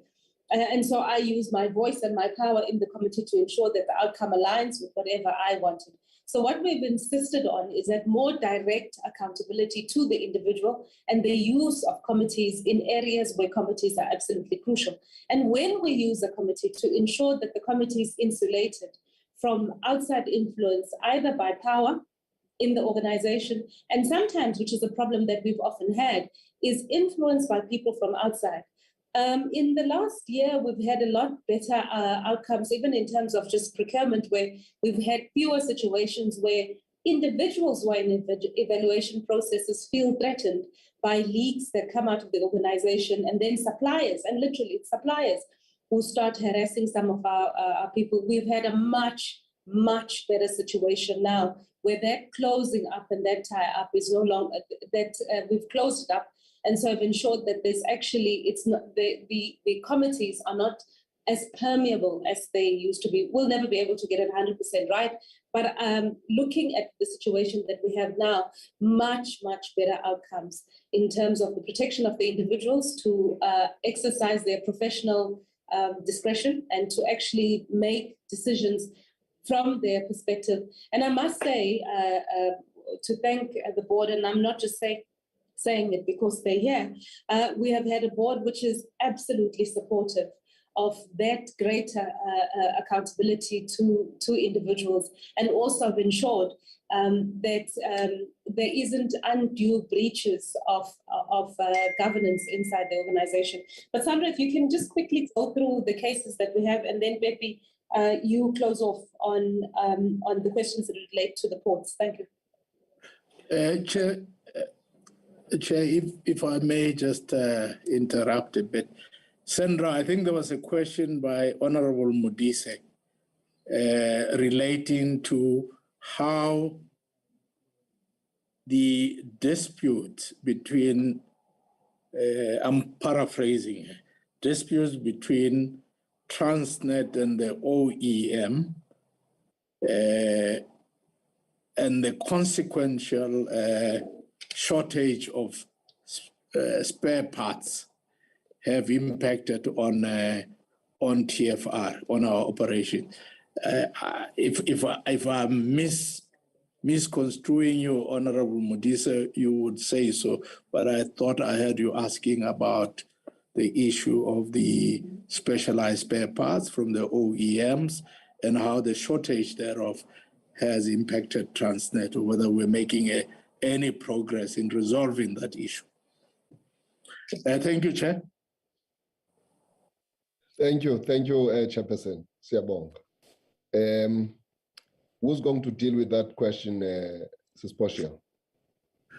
Sandra will deal with it, Chairperson, because she's been tackling all of those matters, because it is interlinked to the review application that we have in court and some of the side negotiations that are taking and our plans to improve. Some of these things we would not be able to say in public because they are fairly at a sensitive stage, and we hope the chair and honorable members will bear with us because we wouldn't want to say anything that will undermine our own strategies as we deal with these external elements. No, thank you. Advocate Kutsia, over to you. Can I just sensitize everyone in this meeting that actually this meeting is being broadcast live. So it's important that you do switch on your videos and also name your gadgets correctly for the full appreciation of your name and surname. Sometimes that helps. SABC just sent me a text message now to make that indication that they don't want to present people with the wrong names and surnames. Over to you, Advocate Kutsia. Thank you, Honourable Chairperson. And just again, it is Sandra Kutsia, Group Chief Legal Officer. I want to start by just supplementing what the group chief executive had indicated with regard to the matter of, or the question around fear and disciplinary action. In addition, what we had done is structurally to separate investigations from consequence management. And there was a particular reason for that. It is to introduce checks and balances so as to avoid that the function of investigation does not become an intimidatory tool. The approach that we take is once the findings of an investigation has been completed, to interrogate the findings, to ensure that they are conclusive, that there is clear evidence of malfeasance, and to ensure that our charge sheets represent specifics of malfeasance. So to that extent, the possibility or the potential of an investigatory function becoming a tool of intimidation, I think, has been diminished. When we compile our charge sheets, we are at pains to ensure that we have the necessary objective facts to support disciplinary actions. And you will find that most of the resignations that then occur as a consequence of the strength of the charge sheet being presented to the individuals. We have also introduced independent presiding officers to ensure that the disciplinary hearings are fair and enforceable. So as far as the due process and fairness with regard to disciplinary actions are concerned, I believe much improvement had been introduced. With regard to the question on how many disciplinaries are outstanding, with regard to the referrals received from the SIU and our own investigations, there are no disciplinary actions outstanding. There is one that has just commenced, and so the outcome of that process is not yet known. I will speak to the matter of the KZN case involving the multi-purpose pipeline, and the question with regard to how much can be recovered and how much has been recovered. I omitted to indicate that the recovery process is as a consequence of a forfeiture order that we secured through the special tribunal. The process that follows the forfeiture order is one of attachment of assets, tracing assets and attaching those assets. The assets available to be monetized is 26 million. The process of monetizing those assets relate to the disposal, be that in the form of an auction or some other form of sale, to recover the money itself. To date, of the 26 million in value of assets, we've recovered financially already over 14 million. This is an ongoing process in collaboration with the SIU. With regard to the collaboration of OEMs in making the necessary spares and components available to not only keep up with the planned and regular maintenance, but also to bring back long-standing locomotives. There is one particular OEM that has not been cooperative. We have issued a letter of demand for access to the relevant components and spares. As you will note, if there isn't a positive response to a letter of demand, the next step is to introduce legal action. We are settling our papers in that regard. And as you will appreciate, at this stage, I cannot say much more about that, but we are exhausting all of our remedies to ensure that Transnet has access to the components and spares in order to bring back the long-standing locomotives back to service. I trust, Chair, that I've covered all the questions. Thank you for the opportunity. Thanks, Sandra. Pepe, can you come in on the ones that relate to TNPA, starting with the Honourable BB's question about tariff increases, and I'll close off and then hand over to the chair when we talk about what's the total investment by Transnet. But I think some indicative of what's the investment that we'll be undertaking in the ports. Thanks.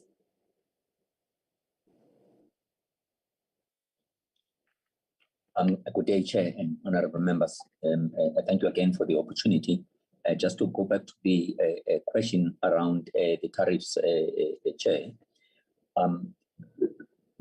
I think the process of tariffs, often by its nature, should be possessed with some requisite tension insofar as a determination of those particular tariffs.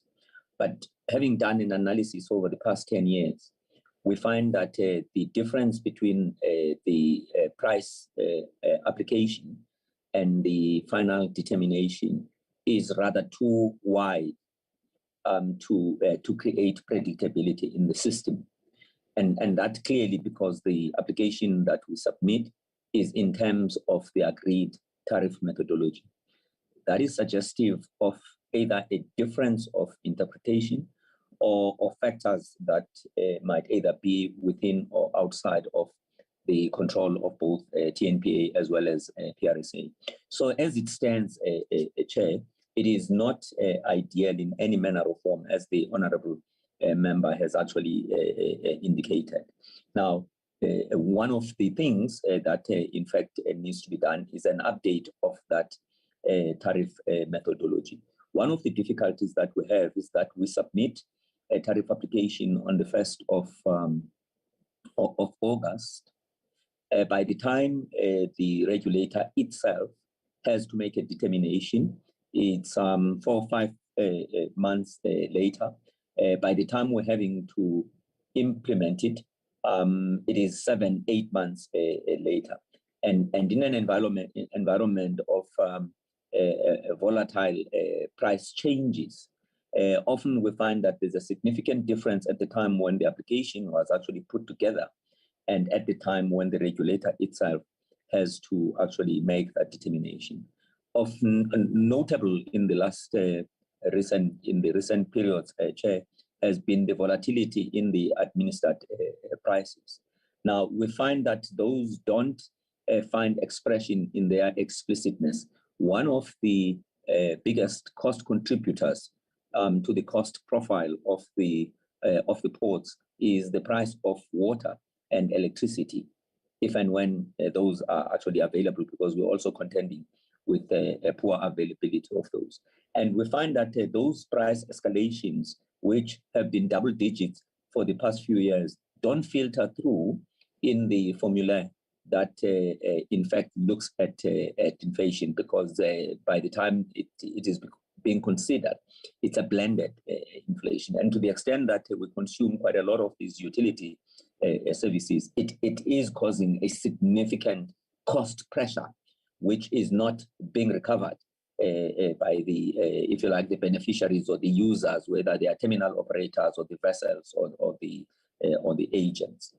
The tariff methodology itself currently also factors particular variables which are not necessarily within the control of TNPA.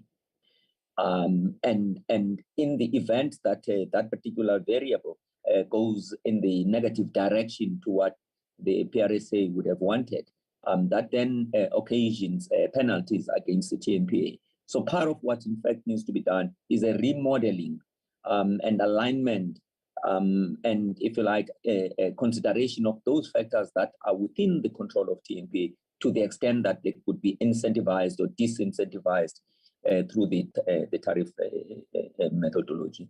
One of the other concerns that we have is that of what we would call a replenishment of the regulated asset base.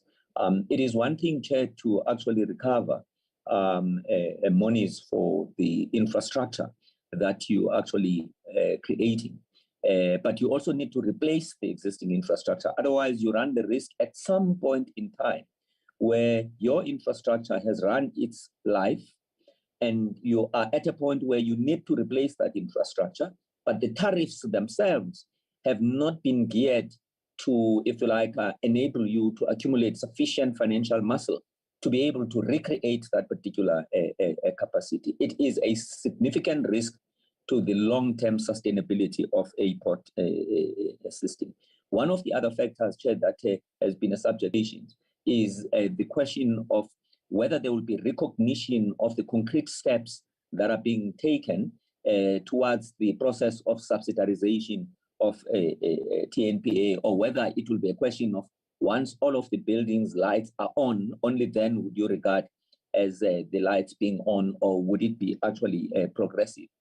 And in the event that the interpretation is a conservative one, the penalties that would be quite significant to the extent that we would not be able to actually take them.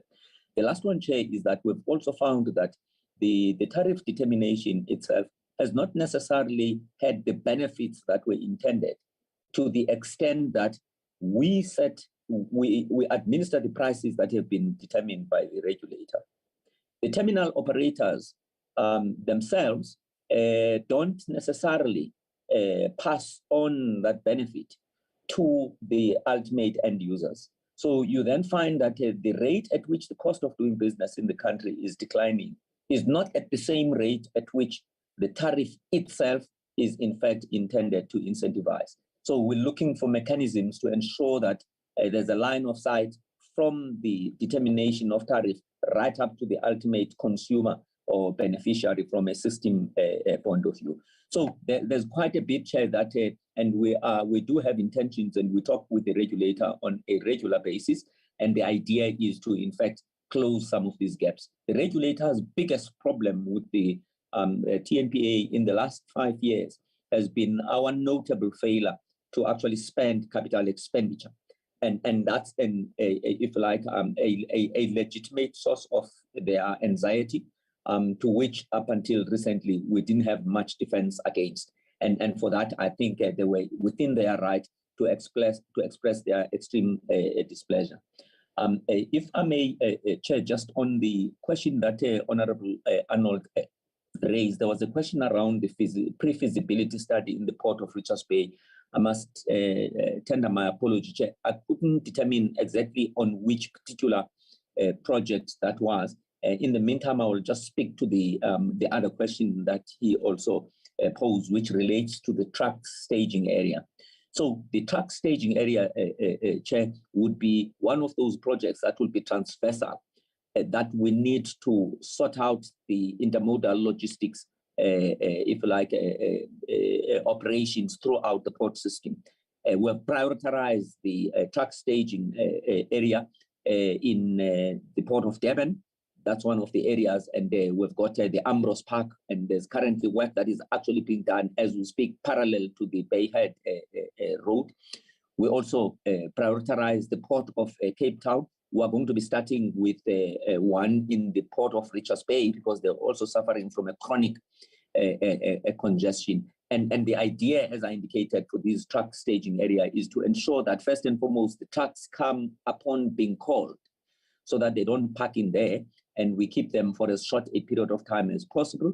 But also the truck staging area is on a fluid basis so that people don't have to be taking, if you like, a difficult turns and tosses which damage the road as these articulated trucks have to take a sharp turn, so that there's a seamless flow of traffic throughout that particular system. From a time frame point of view, Chair, depending on the nature of the truck staging, the first phase is to just do it on a very basic level, like we are doing in the Port of Durban, which really would be to prepare the ground, gravel it, and just enable an open space, as it tends to happen when taxi associations start a taxi rank. They often start just by themselves without any paving. By the time it gets formalized with top structures for it and sitting and queuing places, they have basically, if you like, been operating it. And we find that that's one of our problems in our country. We tend to either want to do a Rolls Royce or do nothing. What we want to do is that which is possible within our means to respond with immediate effect for an infrastructure that is actually fit for purpose. So it will be a progressive development of that particular facility.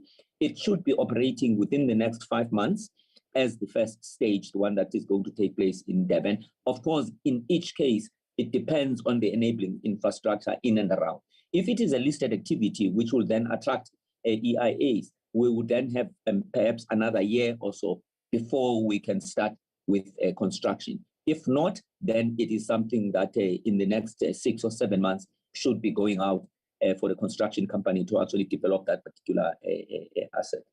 And the next one, Chair, was on the questions that you raised regarding one, well, I'll skip the Port of Mocha. It has been dealt with somewhat. On the Port of Mossel Bay, yes, Honorable Chair, there is a turnaround strategy, which is actually quite in detail. The leadership team actually spent a week in the Port of Mossel Bay around, I think about a month or so ago, including meeting with all of the employees and getting to understand what the issues are.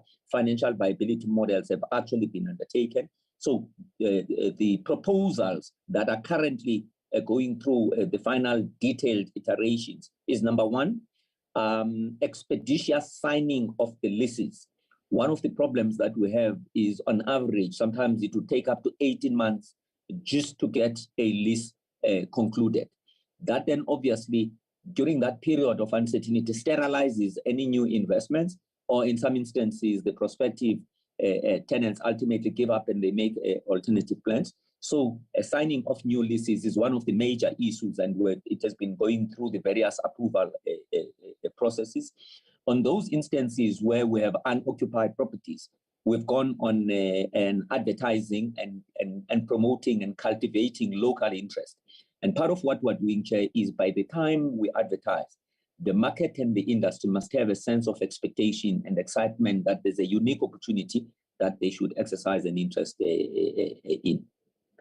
The next one is ensuring that we put the right people in the right places, because often what we find is that there are quite a lot of vacancies at an operational level where we would actually add value and generate income, and perhaps a lot more than we need at a management level. So we're inverting the base, making sure that we push as many hands as close to the operations as possible, where we generate income rather than being an overhead.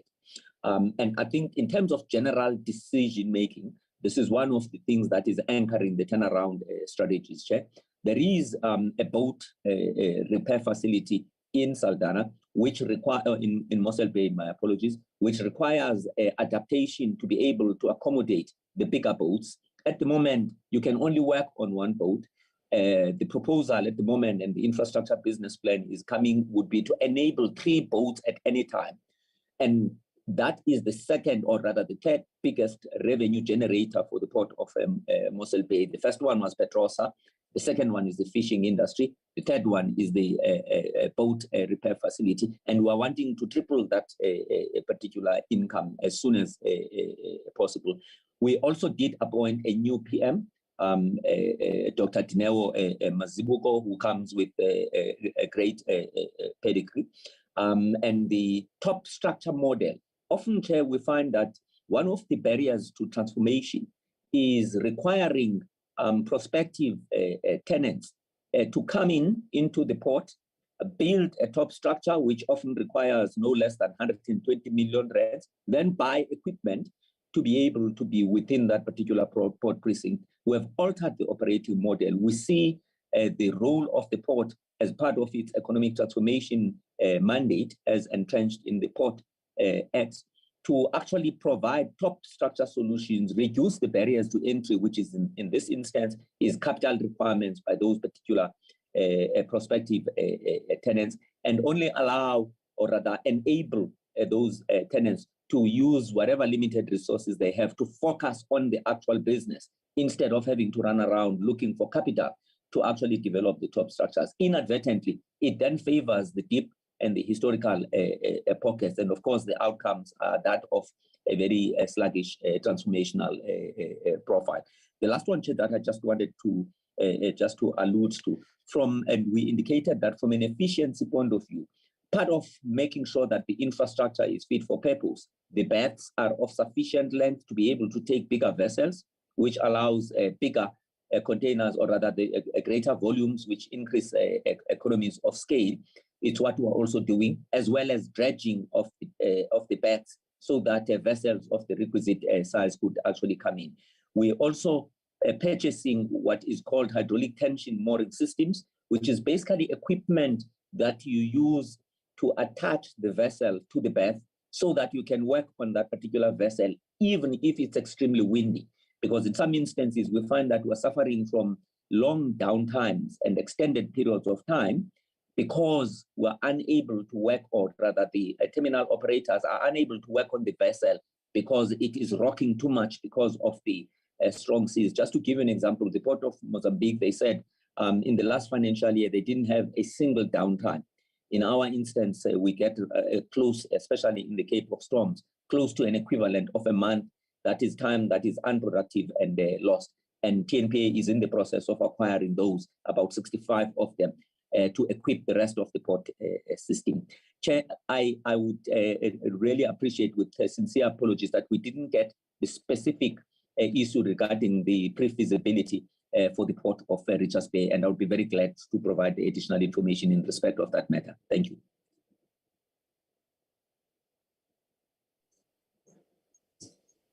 Honourable Chair, maybe if we can, Pepe, the issue of the total capex for the port system, did you remember to indicate that? The budget for this particular year is 2.4 billion rands for the port system, and that will be the capex budget. Then there's a maintenance budget, Chair, which when scattered throughout the port system would constitute another 1.3 billion rands in total. So we would be talking about something close to 4 billion rands that is being spent on maintenance as well as new infrastructure. And our estimate, Chair, is, and that we're still running with, is less than below 100 billion for the development of Durban Port, because that is quite an extensive investment that we will be undertaking. Okay, and then insofar as the issue of the number of people that you have taken in, new entrants, employment-wise? Into Transnet? Yeah, given the investment and the expansion of these ports, are you employing new people or?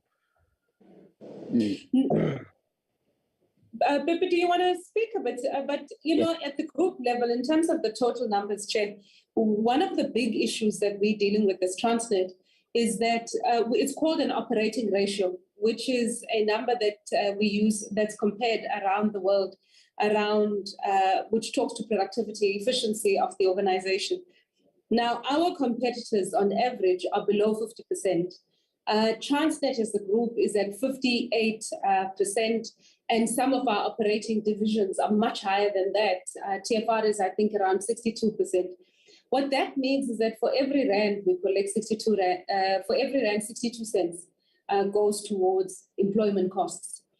which means that the balance, the delta, the 38 cents is what you have available for investments. And we cannot be competitive. And frankly, we cannot be sustainable on that basis. So a lot more of our work internally is to make sure that we grow revenue off the base that we have and the people that we currently have. But also most of the jobs that we will be creating are outside of Transnet, not necessarily in Transnet. But then there's the specifics on how we deliver on these projects. I'll step back and let Bepi talk to that in particular. Thank you very much, GC. Chair, insofar as the additional work that we're actually doing, by its nature, Chair, it's a project work which requires a particular level of skill that would be for those people who are actually going to be employed by the Transnet National Port Authority. I mean, so far as projects are concerned, we prefer to link them with the duration of the project. So we believe on a model which is what I would call a combined model, where you have a sufficient capacity inside the organization to be able to discharge the type of work that you are guaranteed is going to be there on an ongoing basis. And then there will be specialized type of services which tend to be unique to the type of projects that you might have on board from time to time. You then hire those particular skills and you link them to the duration of the project. More often than not, due to their specialized nature, they wouldn't stay with you in any event if you didn't have the work for which you would have actually hired them. So there will be specialists that will be brought on to actually drive these particular projects, and they tend to operate in terms of fixed term contracts. Having said that, Chair, we've recently recruited 400 young people who are on a learnership or an internship, who are coming from previously disadvantaged backgrounds, scattered throughout the ports from Richards Bay right up to Saldanha, and ensuring benefits that would accrue to communities in those particular areas, but not exclusively, including the rest of the population. And we are deepening our exploitation of deductions, your skills development levy, what I would call statutory deductions in respect of skills, and they're wanting to ensure that we're able to create those opportunities that are being eventuated in the project environment to people otherwise who would not gain access without any additional cost to Transnet, because we claim that back from the system. And that's one of the areas in which we think we can contribute to the skills revolution, in particular targeting young people without having to increase, if you like, the total cost of employment. And the last one, Chair, we measure also what we would call average expenditure per employee, capital expenditure per employee. We are still very low compared to where we should be. On average, we should be spending average of all of the TNPA employees close to about 4 million rands per person, as a way of determining whether the organization is sweating its capability to deliver capital infrastructure. We're still very far from that, meaning that there's sufficient slack that we should be taking up and engaging in executing of these new projects without necessarily having to go and hire additional people other than the specialized skills that we would not be possessed with at the moment. Thank you. No, thank you very much. I think you must have concluded now with your answers, unless the chairperson would want to make a summation to the responses that were expected. If not, then I would want to say that these issues are never exhaustive because they are quite broad and strategic and quite very important and instrumental in the country that is reconstructing its own economy, and the expectation from Transnet, which we have transformed from being a shelter employment organization into a business that is enterprising, that creates jobs out of its own ways of changing discourse in the economy. So I don't know, Dr. Popomlefe, do you want to say something so that we can then get closer to making a concluding statement and closing the meeting? Thank you very much, Chairperson. You have really given us the lion's share of the time of the committee, and we appreciate that tolerance. We just wish to restate that to the extent that in the State of the Nation, the President called for the enhancement of our operational efficiencies and partnership between Transnet and the private sector. The need for us to rehabilitate our rail operations and the creation of branch lines to which we would invite the private sector.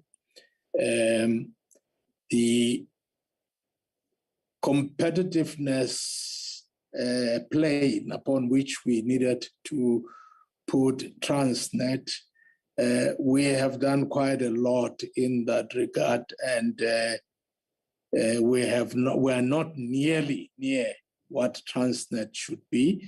I think there's still a lot of work that we need to do, but as the board of Transnet, we are happy with the strategic direction that the company is taking and the manner in which our executive team has placed focus on the various ODs, functions and segments within our strategy.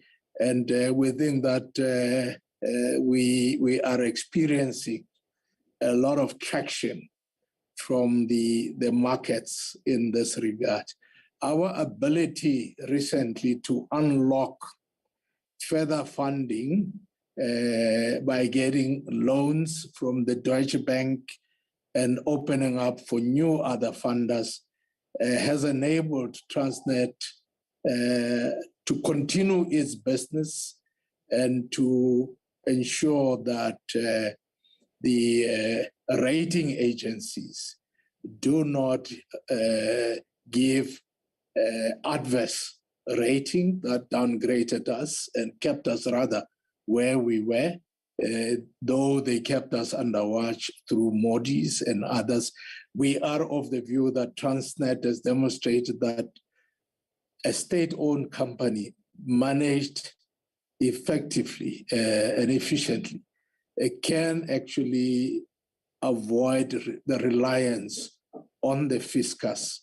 But we also appreciate that in achieving what we have achieved, we had good support from our executive authority, as well as National Treasury and the Department of Trade, Industries and Competition.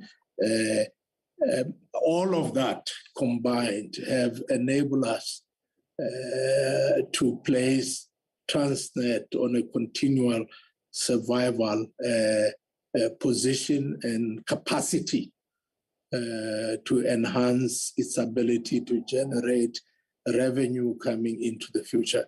There are still major problems that we are experiencing. At our annual results announcement, our GCE asked how many of our locomotives are in the staging yard because of lack of components or spare parts. She indicated that as a result of the challenges that we're experiencing, we have well over 300 locomotives that cannot be deployed until we are able to resolve the major challenges of maintenance that we are experiencing. But as would have been clear from the submissions, the presentations, we are collectively focused on ensuring that Transnet becomes increasingly competitive, and it can ensure that there'll be no reliance on the fiscus.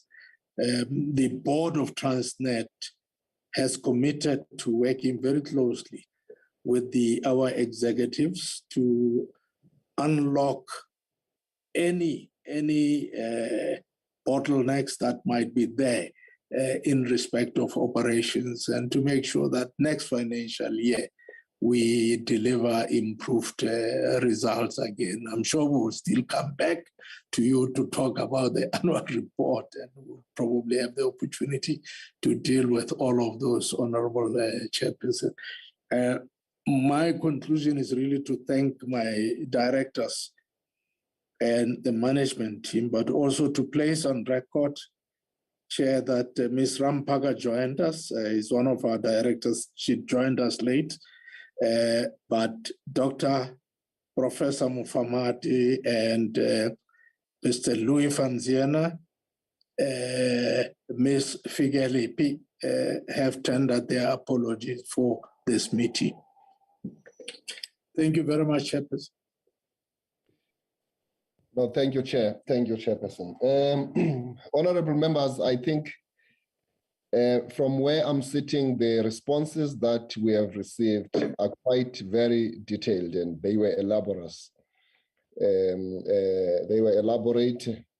And I stand here to appreciate this presentation, and it's really comforting. Akukho nto icapukisa njengokuba abantu beze bengakhange bazilungiselele ubondo wana bazogqithisa usana kunini. But I can safely say that with what has been presented to us is quite detailed and quite explanatory, and it gives us a clear perspective of the direction which Transnet is taking in so far as this investment and expansion. And all the questions that we have asked have been answered to the full satisfaction of the members. I haven't seen any other member who's raising another hand for a follow-up question.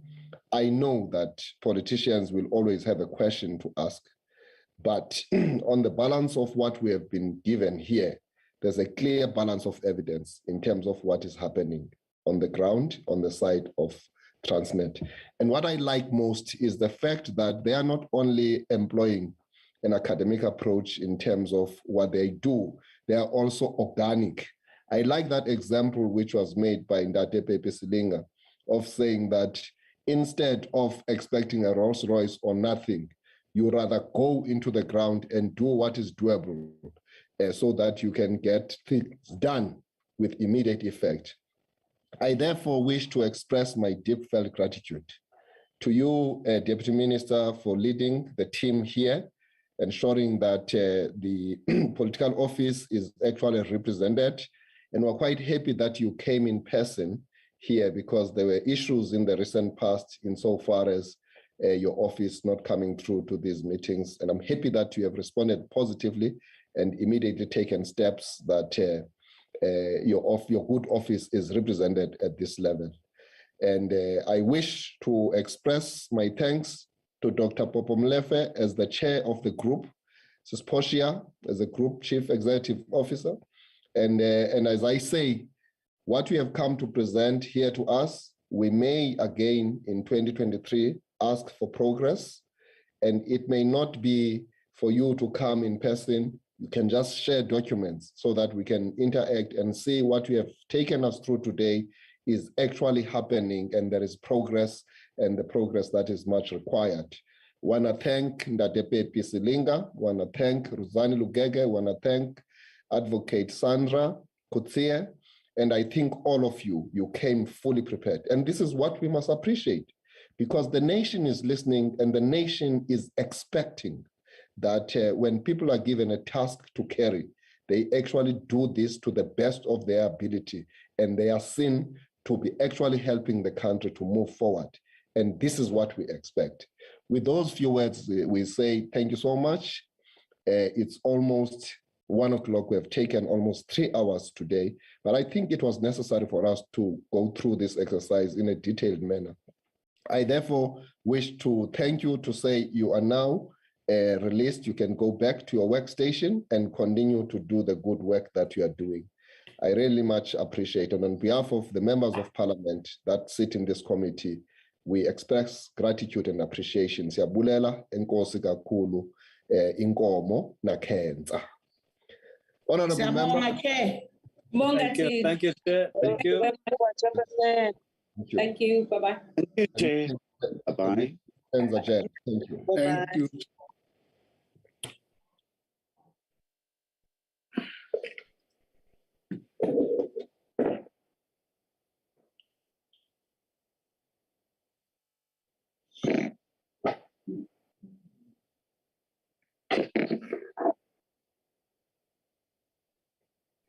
Mabungwenya singagoduka silungiselele ungena kwenye meeting liza kuqala ngo-2. Asinama reporter adoptwayo. No, Okay. not today. Okay, no, thanks very Although much. Because of the detailed presentation that we had to get from Transnet, we have deferred everything to the next meeting. Okay. So that members can be prepared for the plenary, which is coming up. So Okay. apologies for not communicating that ahead of time, but I thought in my opening remarks, I made an indication that we will only have one item on the agenda, which is Transnet presentation. Okay. Okay, Chair.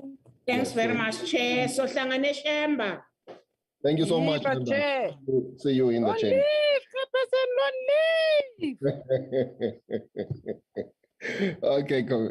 Okay, members.